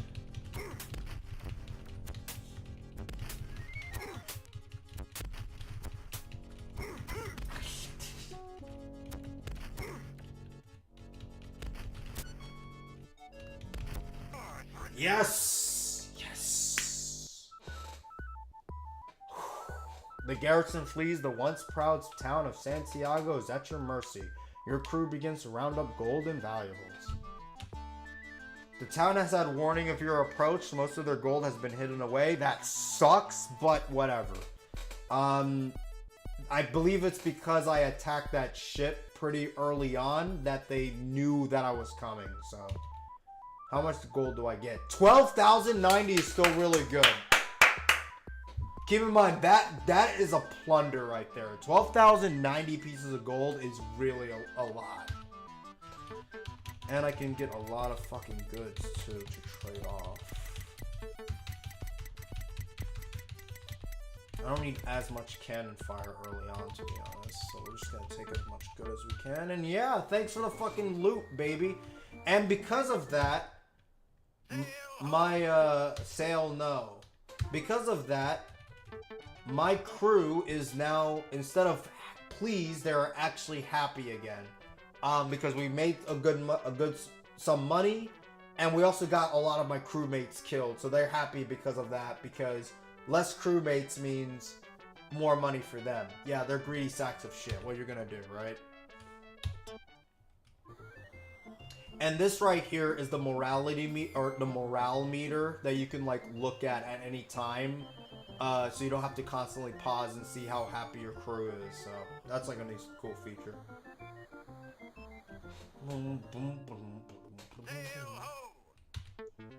French waters. It's a pinnace. I'm gonna sail away. I don't want to attack the French just yet. Is this a French town? No, this is Spanish. I will attack a Spanish town. I need my loot.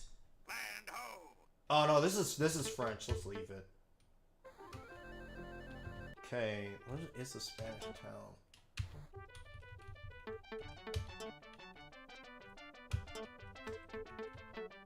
Santiago Vega is, yes, surviving. Okay, yeah, we can definitely fucking pillage that one with relative ease. I don't even have to worry about a fort.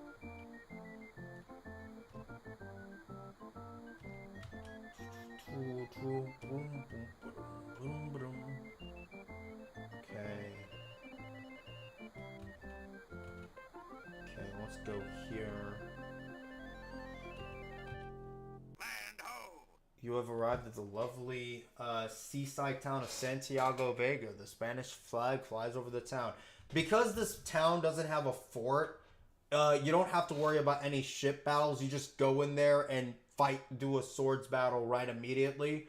And because there's so little people, the captain who will fight you will have no desire to and will surrender almost immediately. So this should be easy. Alright, rapier. And he has a cutlass too. Yeah, he's fucked.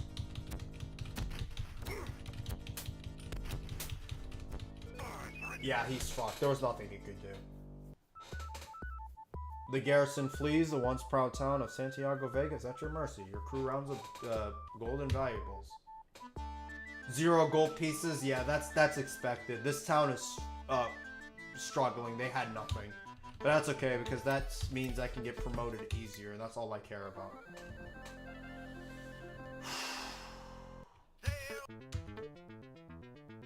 Alright, gets that promising pirate, Count La Mancha. He's chasing us, Captain. This is important. This is actually one of the pirate quests, believe it or not, is defeating a pirate in battle.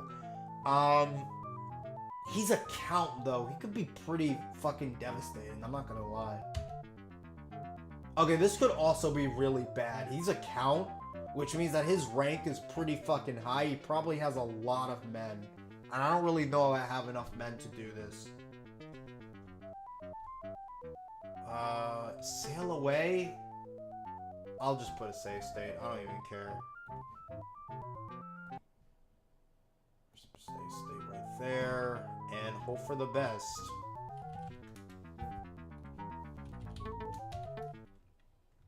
Yeah, this could be really bad. He probably has like, okay, 76. Okay, not 100, but still. You son of a bitch. Okay, he got killed some of my men. He's running away. Yeah, come here, you piece of shit. You spot Count La Mancha approaching. Let's get a rapier and fuck him up. And he also has a rapier. That's not good.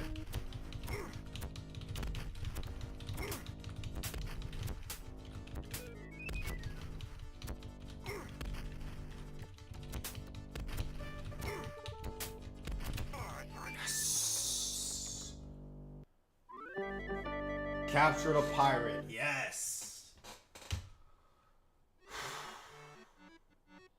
Captain, we captured Count La Mancha and an 8-gun pinnace of 20 tons. We have space. Yes, we'll keep the pinnace. That's fine. I have information which may be of value to you. Count La Mancha says. Do you ask him about the treasure fleet? Ask him about the silver train? Hold him up for ransom. So the treasure fleet and the silver train are both part of the pirate quests, and they're basically like, you know, in historical times when the Spanish whatever, they would have something called the silver train where there'd be like a bunch of slaves, gold, jewels being traded from their kingdom all the way to these colonies. And the treasure fleet is kind of like the same thing. And the idea of this mechanic is that occasionally typically one of the cities, the colonies in the bottom part of the Spanish Main would have the treasure fleet or the silver train come to that area, and you can conquer and pillage it and grab all the money for yourself. It's not common, but it's not rare either. You can definitely do both. Problem is, I don't know if I want to ask him about that.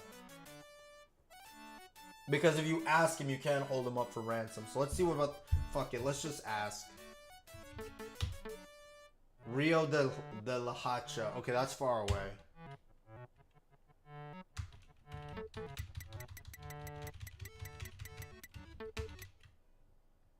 Yes, we need some men. Our men keep dying. We're gonna abandon that. Oh, that was not good. Why did I abandon that? Fuck. Oh, that was a bad mistake. Alright, well... Shoot. I keep forgetting the bark is not as fast, but it has a lot of cargo space.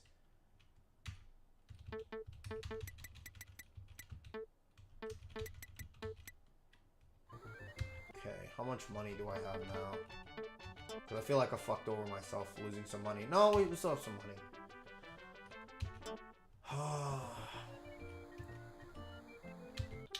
Rio de la Racha is...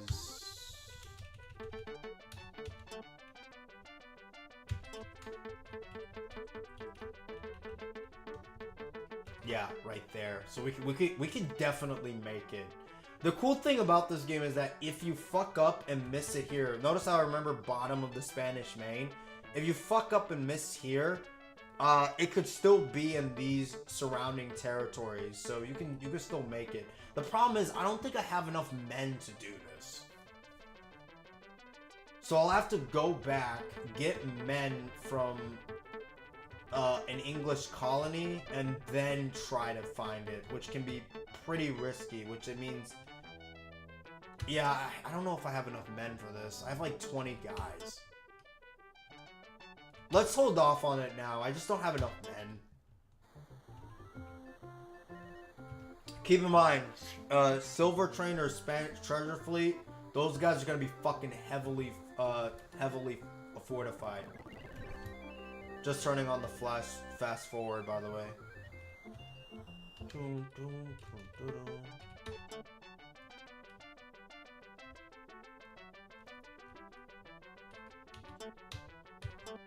I noticed Florida's in the map background. Is there anything to do up there? Not much, no. Florida's just kind of like there. Remember, it's a Spanish Main. There's only like a couple colonies there. The fast forward is really fucking fast. I did not want it to be that fast. What the fuck?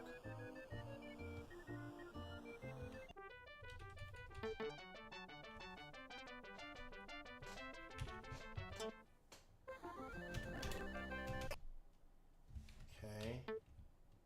Continue our voyage. I guess I can't really use the fast forward as much, which kind of sucks because this game can be pretty slow when it comes to the sailing. Alright. Continue our voyage. I just need to get men and get promoted. I think I attacked enough Spanish cities to where I'll get promoted now. Land ho! Yes, sail into town. English town, can I get promoted, please? I would really love that. Alright, still at war with the Spanish. Yes! In recognition of your service to the English crown, I confer upon you the title of ensign, which basically means a mini naval officer during this time. So, there we go, junior naval officer rank. I also grant you 200 acres of land. That's pretty good. I have news of your long-lost sister, the governor says. The evil Spaniard Baron Enriquez knows your sister's whereabouts. He was last seen in the city of Santiago. I was literally just there, but, you know. Alright, whatever. That guy, wait, that guy didn't have a governor's daughter I could talk to? That's crazy. Because I got promoted, that means more people would want to join my crew, so I'm going to sign them up. Travel from Martinique offers to sell you information for 70 gold pieces. I'll take that. Surviving 80 soldiers, 1,200 citizens, 3,000 gold. Okay.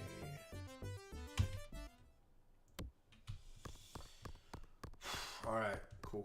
We got some men now. Now I have to go all the way to Santiago. Guess what? In this game, you have not just a long-lost sister. You have a long-lost sister, mother, father, and uncle. And you have to rescue all of them! Yay! In order to get the pirate quest done. So, that's cool. But, they also get you a lot of fucking money, and you'll see why, hopefully, in a second, so...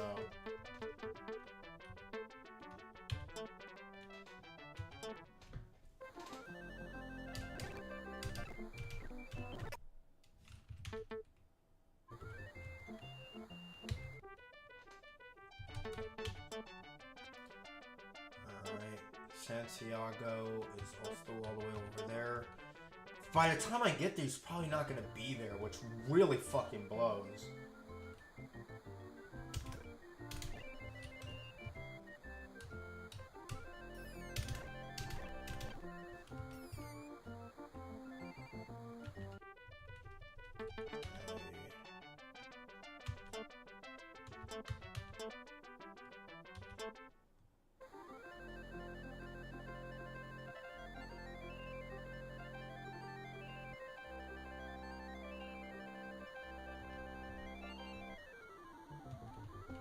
Okay, Santiago. Alright, let's sneak into the town because I really don't feel like having to fight the entire town just to see if a guy is here. So let me go here. Yes! Okay, he's here. Good.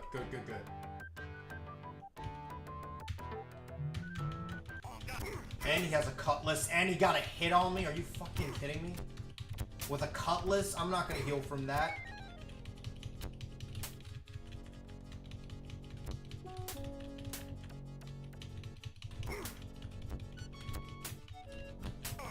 Okay, good.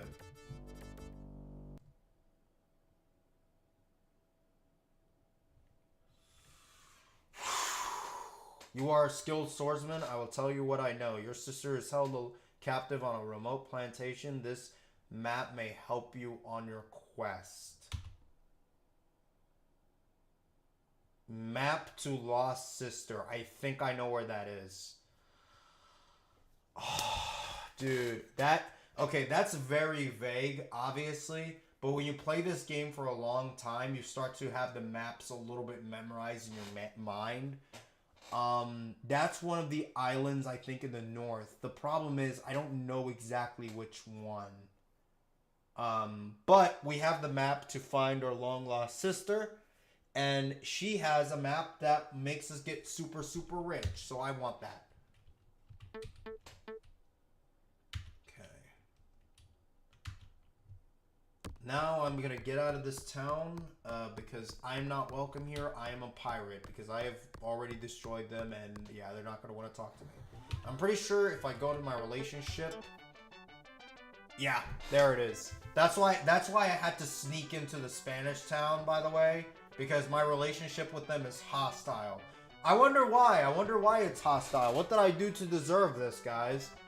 What did I do to deserve to be getting hostile, you know? But I'm an ensign, an English ensign, and the French and the Dutch, no title. So there you go.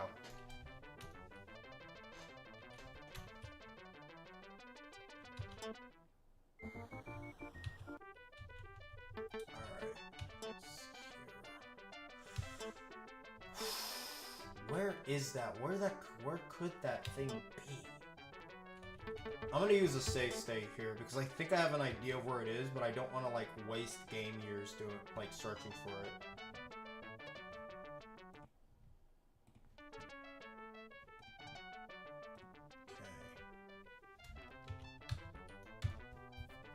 Okay.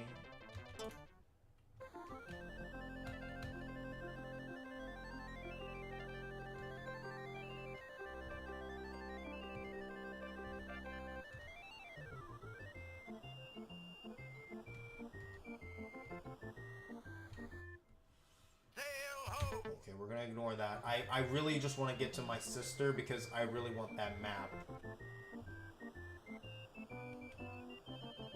It's one of these islands. I know it is. Okay, let me look at the map again. Okay, it's that little strip of island. I remember seeing it a couple times, but it's not clicking. Alright, come on. Is it one of these islands here? It has to be. It has to be either that or one of these, like, right there. So, okay. That's why I made the save state. I'm gonna manipulate this game a bit, because sometimes it can be really fucking hard to navigate these maps.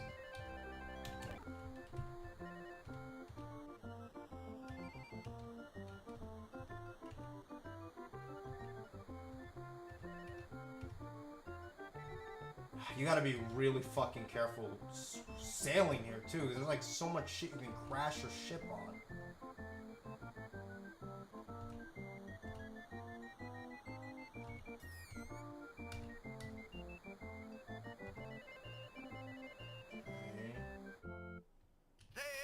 Sail, no. I don't care about fighting right now. I care about getting my sister because she has money.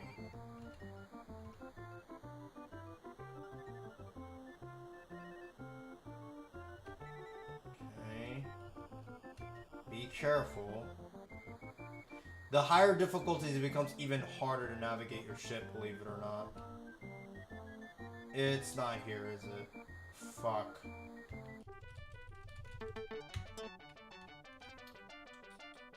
Okay, I have to like really get deep into it, I guess.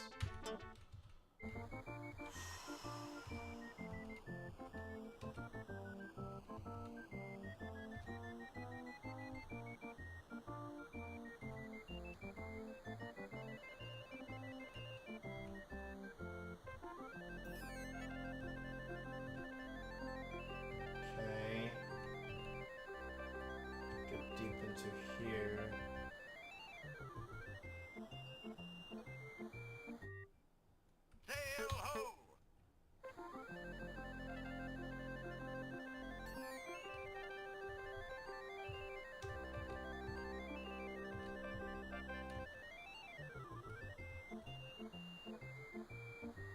Okay, it's not here, is it? Ah, fuck. Okay, well, using that fucking save state for my advantage, because it's not in any of those islands.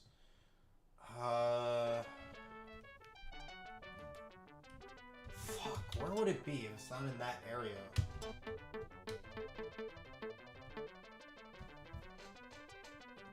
I'm really trying to, like, think, because I remember seeing that island a couple times.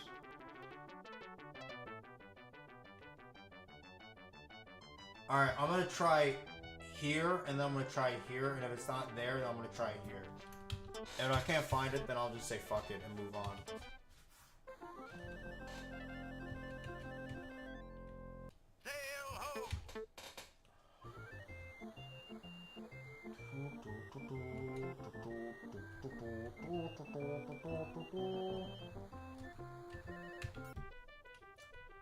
Yeah, you didn't do anything to the hateful Spanish, they're just mad for no reason.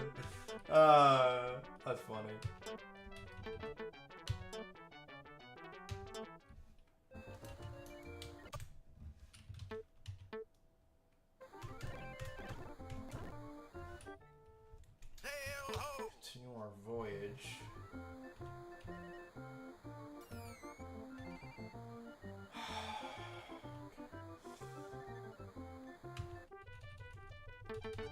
Dude, where the fuck is this?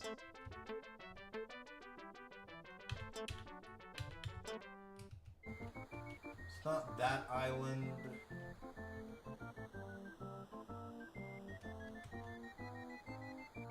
Okay, it's not there.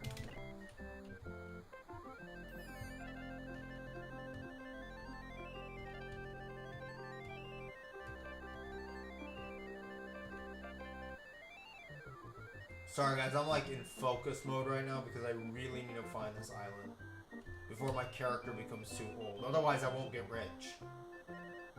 Fuck the sister, I just want my money.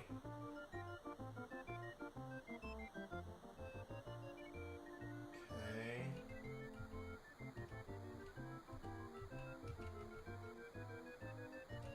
It's not here either, what the fuck? Ugh! Ugh!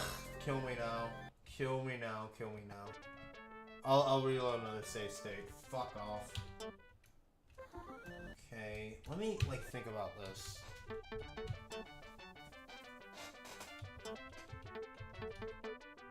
Wait. It has to be one of these. It has to be one of those. I completely forgot about those islands. Fucking pissing myself off for no reason.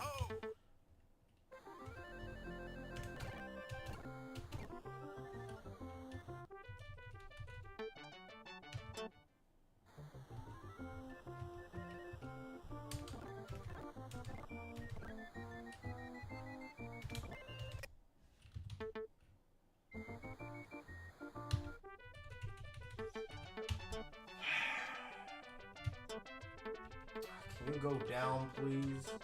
I really hate how fast the fast forward is. It's like way too fast. Yes, it is one of these, is it? Yes! I knew it. I fucking knew it. After like 40 different tries, I knew it. So, chat. What? There we go. Your sister is rescued. I have a mysterious tale to tell. Your sister exclaims. Alright, let me save this as well.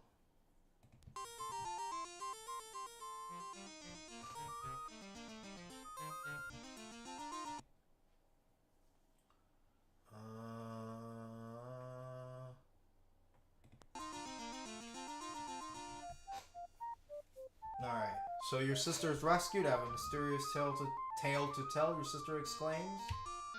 Many years ago, the Spanish plundered the Inca capital. A portion of this treasure was hidden somewhere in the Caribbean. I found part of a map to this incredible treasure. Here is the funny thing about this, okay? And where's the map? Okay, where is... Okay, so there's land right here, and there's land right here.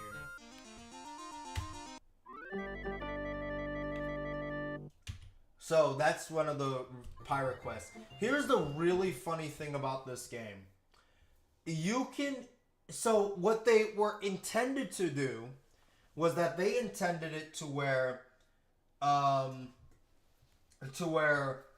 if you rescued all of your family members, you get the full map to find the lost treasure of the Incas, right? That is what they intended to do. However, if you have even just a part of the map and you find the area itself with just that part, you still get the treasure of the Incas. You can use this to get super, super, super rich in this game, and it's actually hilarious. It is like a really, really funny exploit that the game developers just kind of ignored. So instead of one Inca treasure, you can find 4. And each time, they give you a fuck ton of money. So, that's what we're going to do. I think I can navigate these maps okay-ishly. Not really excited because I think I fucked up the first one pretty badly, but I think this one would be a little better.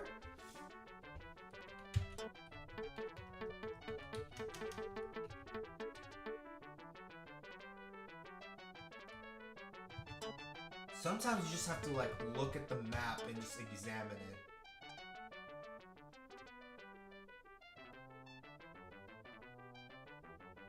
There's land here, so that should help a little bit, and it's in this shape, so... Come on, what has that? Is it here? Is it there? Like right in this little area? That might be it. If it's not this, then maybe here.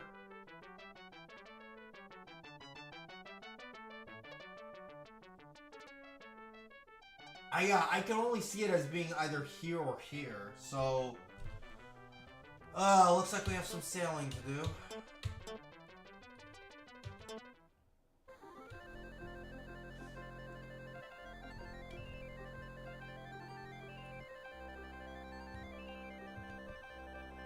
Save state.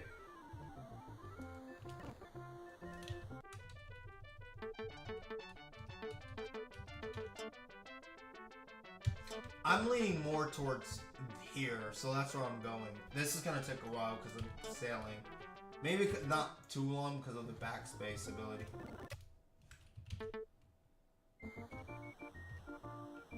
See, my crew is getting really annoyed because I haven't done anything in a while, so...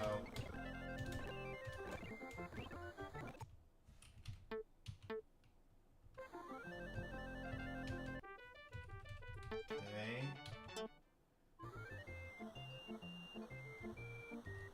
Yeah, I keep getting annoyed, guys. It's fine. You guys are about to be happy with me in a second. We're about to be rich.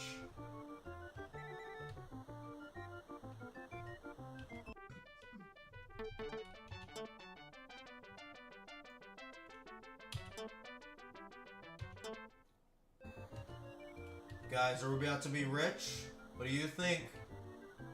What do y'all think?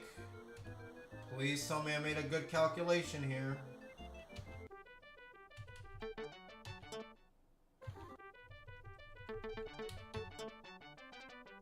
Ah, that's not it. That's not it. That's not it. That hurts. That hurts. That hurts. That hurts. It's not here, is it? It's not here. Ouch. That is painful. You have no idea how painful that is. Ugh.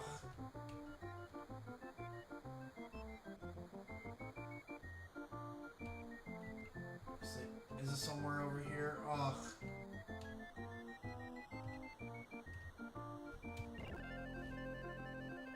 Alright, well, let's,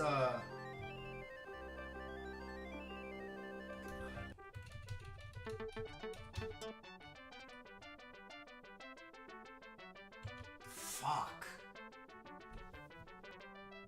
Dude, that is painful. I won't even lie with y'all. It's like I was confident it was there too. I have like no idea where else it would be. Let's attack the Spanish ship while we're at it.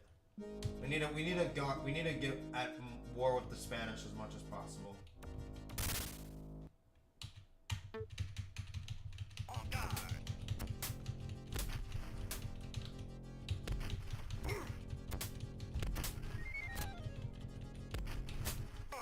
Yeah, fuck off.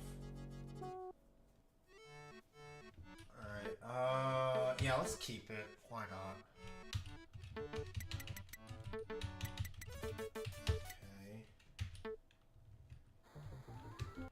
Okay. It's like a big chunk of land. It's not here. There's no way it's here. Is it there? Wait. Is it this? This one right here, that might be it. It has the exact same shape. Hold up.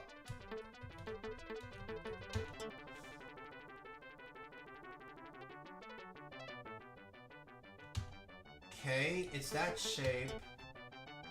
And it's like, but the problem is there's like no town there. Nor there is a town, it shows it, but I feel like that's my best shot. Let's go over there. I have a save state. It's not a big deal.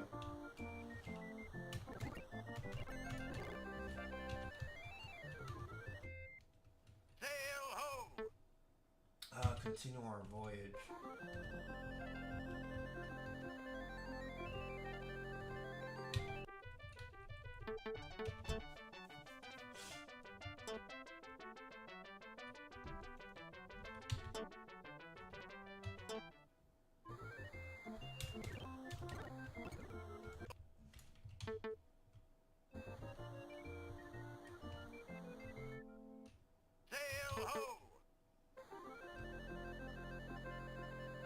No! That is it, is it? There's no way that isn't it. Hold up.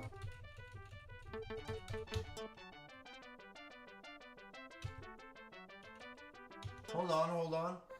Yeah, that's it. That is actually it. Yeah, we found it. Okay, good. And it's right there. Okay, I see it. I see it. I know where you're at. Watch this, guys. We're about to get rich. Fuck, wait. Not there. Here. You have found the lost Inca treasure. 100,000 gold pieces are carried aboard your ship. With that triumphant music.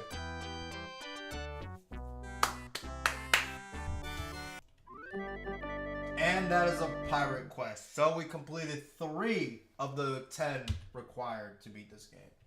Or not beat this game, but to be the greatest pirate ever.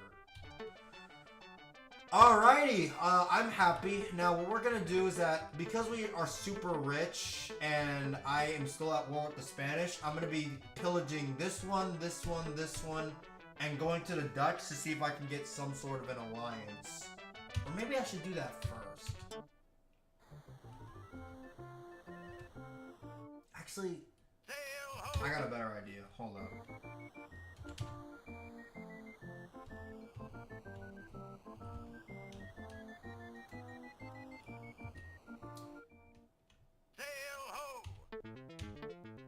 English colors, sail away. Land ho! Okay, we're gonna sneak into town because I want to talk to the governor.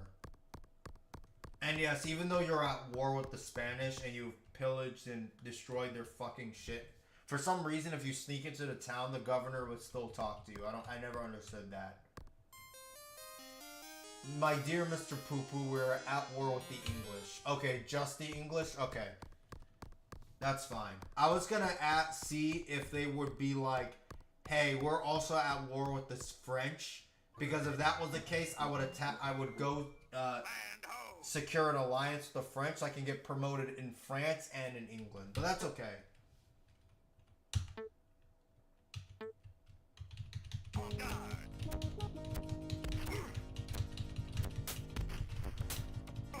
Yeah, fuck off. Their gold has been hidden away. 5,290 pieces of gold for that? Wow. That city literally had nothing.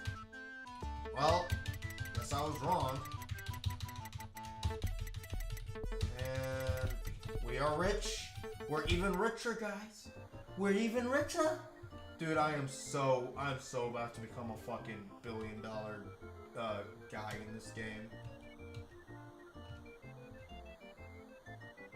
This game is like the ultimate male fantasy, bro. It's like, hey, you get rich, you pillage, you get a hot fucking babe as your wife if your prestige is high enough. What more could you want, dog? Oh, and you're a muscular, manly pirate. San Juan, 3 forts, so they probably have like 200, 300 men guarding the city. I'll take it. We have 29 men. Okay, never mind. This was a bad idea. I could still run away though, so it's not the end of the world.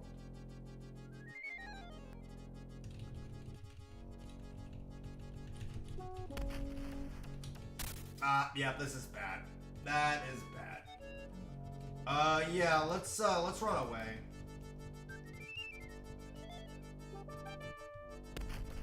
They're about to destroy my ship. Run away. Just run away. They have way too much men.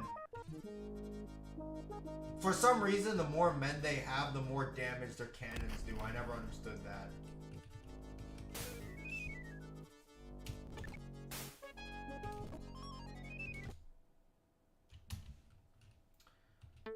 We'll abandon this one. How much money do I lose doing that, though? I really don't want to, but I don't have really much of a choice.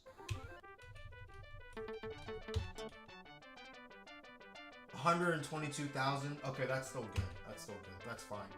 We made a blunder, so we can't really conquer that city of San Juan. But that's fine. You know, we'll take it, I guess. I really hope it. What I'm really annoyed about is how much it will affect my reputation. I'm well known, that's fine. I'm already 25, so I'm already becoming an old man. Or 26, my bad.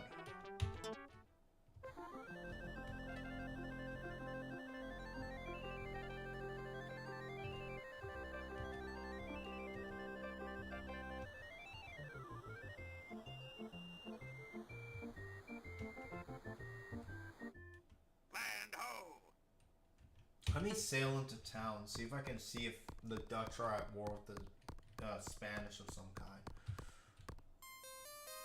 We are allied with the English, that's it?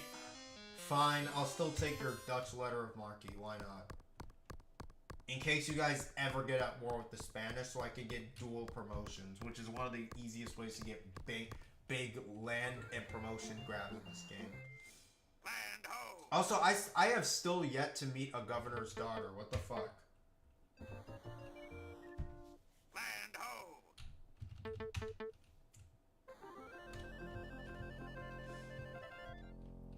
Sail ho! When I get promoted, I only destroy like a couple fucking Spanish towns. Alright. Alright, English, we're not gonna fuck with that.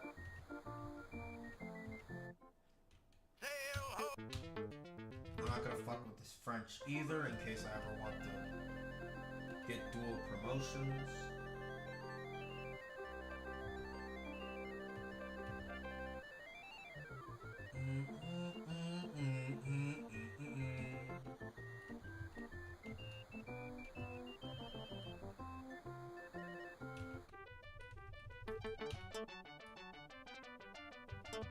Okay. Let's fuck around with these Spanish cities. We'll conquer 3 or 2, and I think we should be good to go.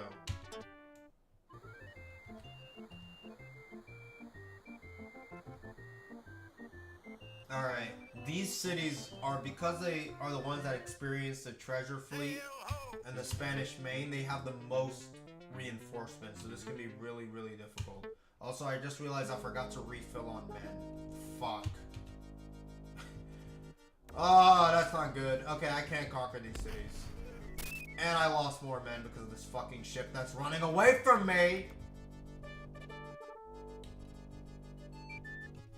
Yeah, come here, you piece of shit. Oh, God.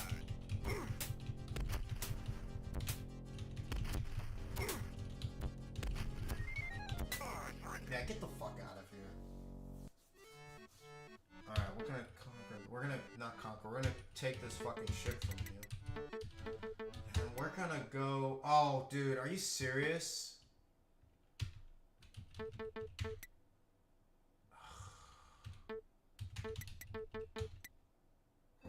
Okay, how much fucking money did I lose?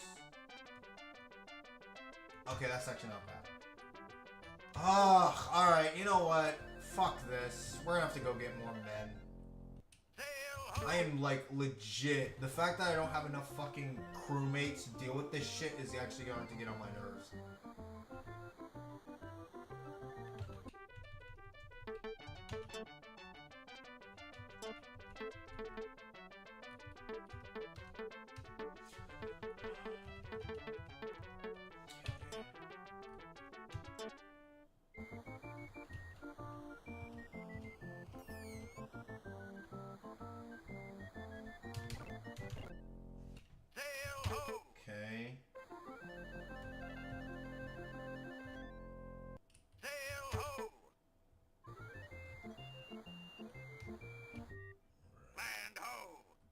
let me see here. Can I get some...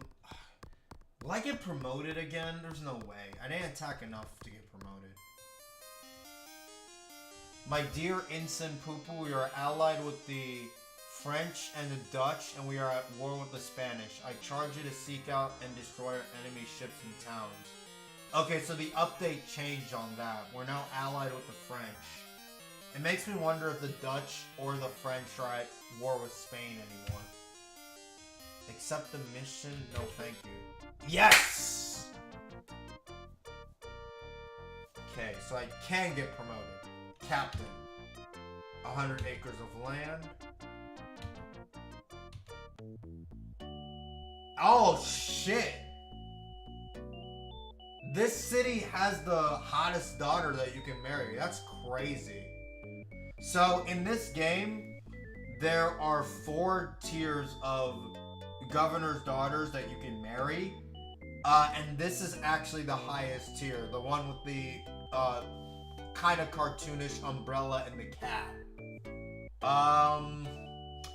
Yeah, you can try. There's no way you can marry her when you're only a captain. You need to be like the highest rank. And I believe that, or not the highest rank, I think you need to be like a count or a duke, and you need to have like a lot of money and land. So that's not happening. We're just gonna make pleasant conversation.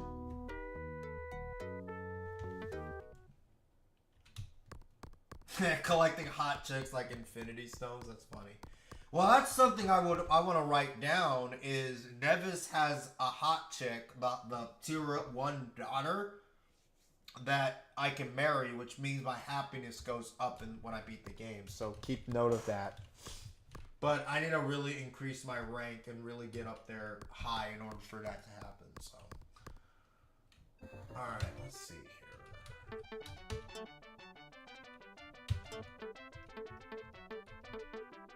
Let me go talk with the Dutch. Maybe that means they're finally at war with the Spanish.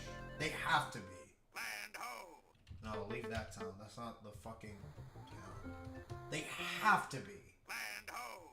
Sail into town. They have to be. They just have to be.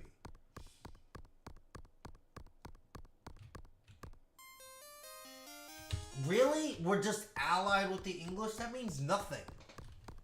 Can you get at war with the fucking Dutch already so I can get promoted? Dual promotions, please? Thank you.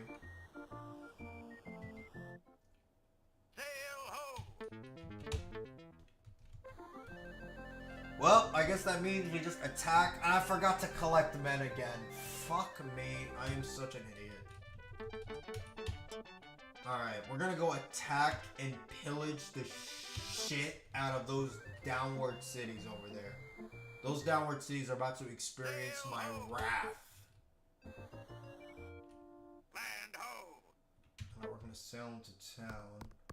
And because I just got promoted to a captain, that means more English guys will want to join me. Yes, 18, that's fine. Alright, let's see here. France allies with England. France offers pirate amnesty. Pirates plunder Nevis. New gold mine in La Vega. Okay. Alright, I don't need to go talk to the governor. I already got promoted. Let me go get more men from the Dutch. Even though I have not been promoted by the Dutch, I can still get men there, and I can also get men from the English as well, which is what I'm gonna do.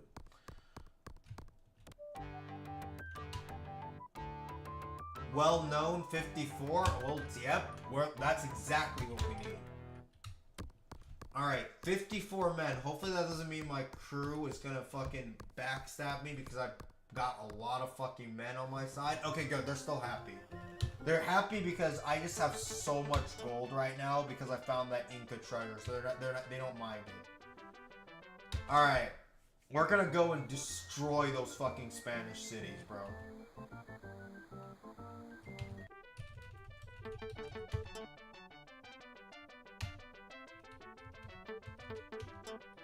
I need to make sure my food is high, though.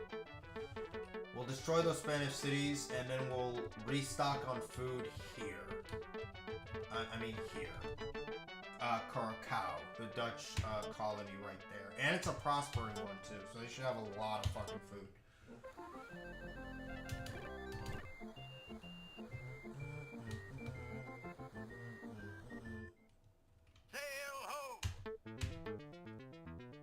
Should we bother with this pinnace? Why not? 85 men? Let's do it. I also need a pinnace anyways. Because I have so much more men than this guy, he's probably gonna surrender after like a couple sword strikes.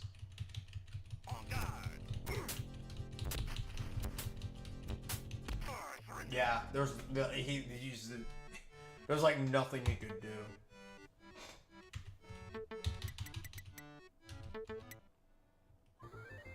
Alright, first city on my wrath list is this one.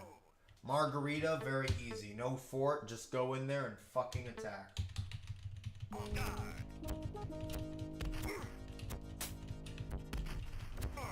Yep, just like that. There's okay, so I can install a new governor here.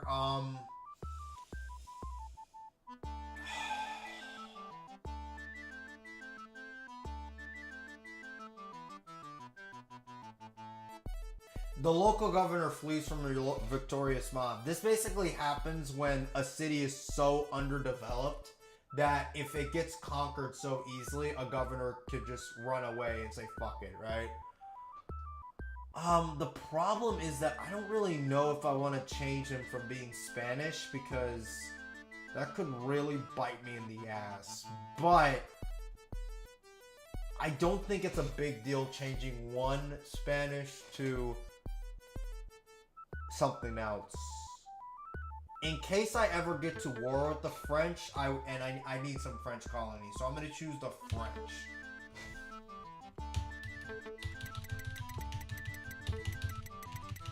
Alright, and we're gonna grab all that shit, and boom! Alright. There's one fucking city destroyed after it, now it's become a fucking French port.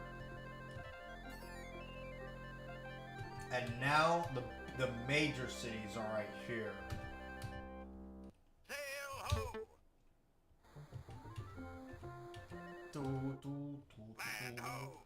Two forts means around 150 men, I would guess. That's okay. We can still conquer this.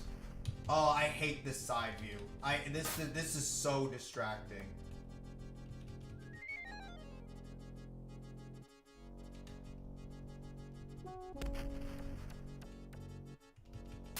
Had I known it was going to be the side view, I would not have chosen it. This is actually like really distracting.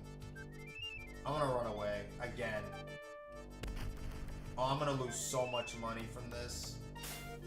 Okay, run away, just run away.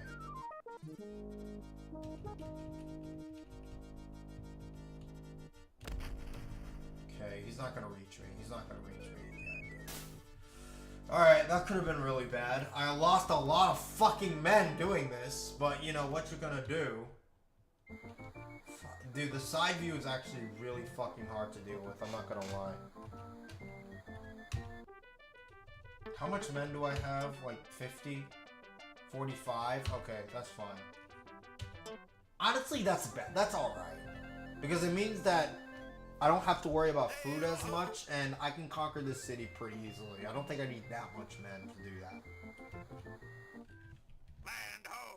Yeah, 2 forts. This time, we should be good enough to just go through and not... Yeah, this is much easier to deal with.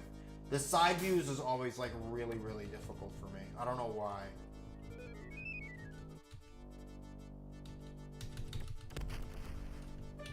Juke him out, and now crash him. Come on. Okay. And he has a cutlass too? Yeah, this should be easy. Are you fucking kidding me? He got like a strong hit with the cutlass in somehow. I'm not gonna heal from that. Fuck you, piece of shit. 3,000 gold? That's pretty good. That is pretty fucking good.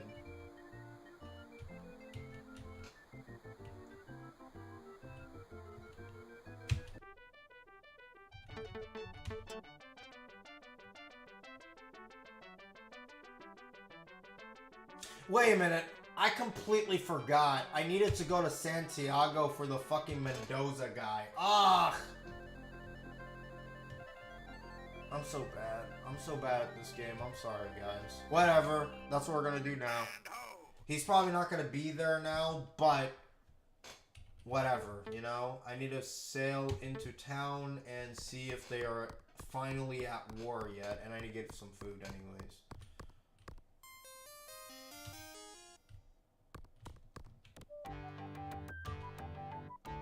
$47, I'll take that.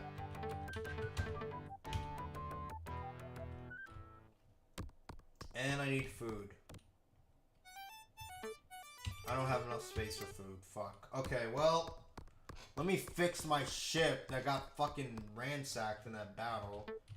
No. Yes. Fix that ship. And get me out of here. Wait, I forgot. I could have traded my fucking goods. Oh, dude, I'm forgetting so much with this game, bro. It's crazy. Here, you guys can get a little bit richer, and I can have some fucking food to go off with these trips. Alright, he's not going to be at Santiago anymore. I wasted enough time. He probably switched. But that's okay, because when I go to Santiago, they'll tell me where he goes next. So, yeah, not the end of the world.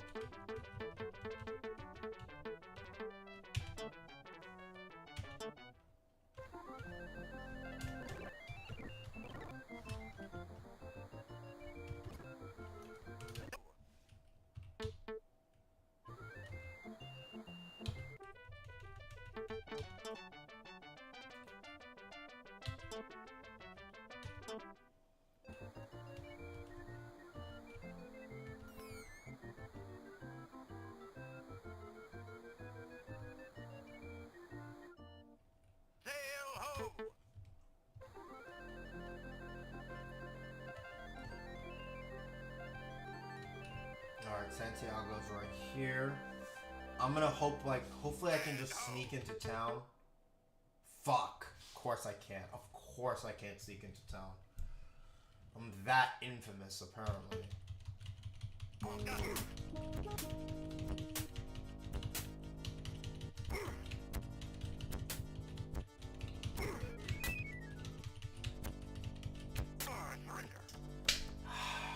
I really have to fucking fight this town just to see if this guy is still here. Fuck off. You guys asked for this, pieces of shit. I wanted to just go and see if this fucking asshole is still here. But you guys were like, nah, halt, asshole. No, fuck you. Alright, let's fuck this guy up.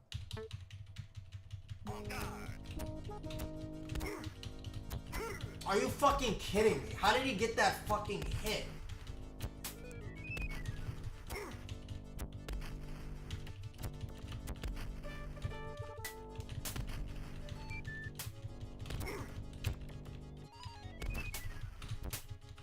Yeah, fuck you.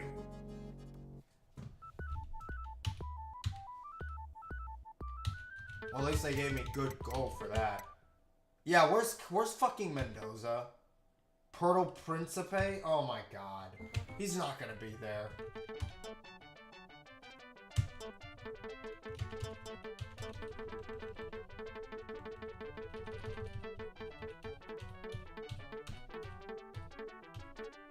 Oh, that's actually not that far. Hold up. Is it? Are you fucking? It's in the middle of the town. Oh my god, that's not gonna be good. That means I have to maybe potentially march into the town. Ugh.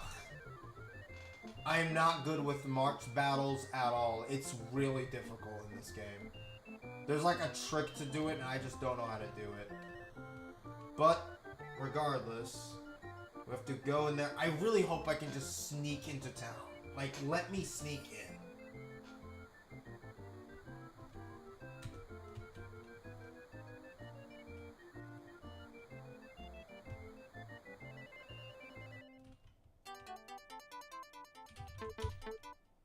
Okay, good. They let me sneak into town. Thank God.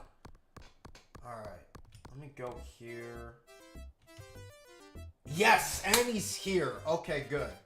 I'm gonna take a save state here.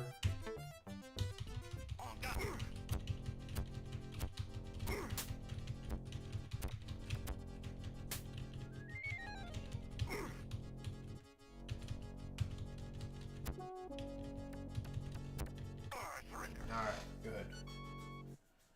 Alright, you're a skilled swordsman. I will tell you what I know. Your father is held captive on a remote plantation. This map may help you on your quest.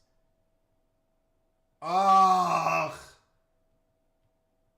That's so vague. Why? I know where it is, though. I think I'm confident that I know where this one is. That being said, I just realized it's about to be 2 in the morning. And, I actually have something I gotta go do early morning tomorrow. So I kind of fucked up a little bit. So, I think I'm gonna end this stream off here. Let me know what you guys think of this game, because so far I'm genuinely enjoying playing it again. And yeah, let me save a screenshot. Let me just save a state in case.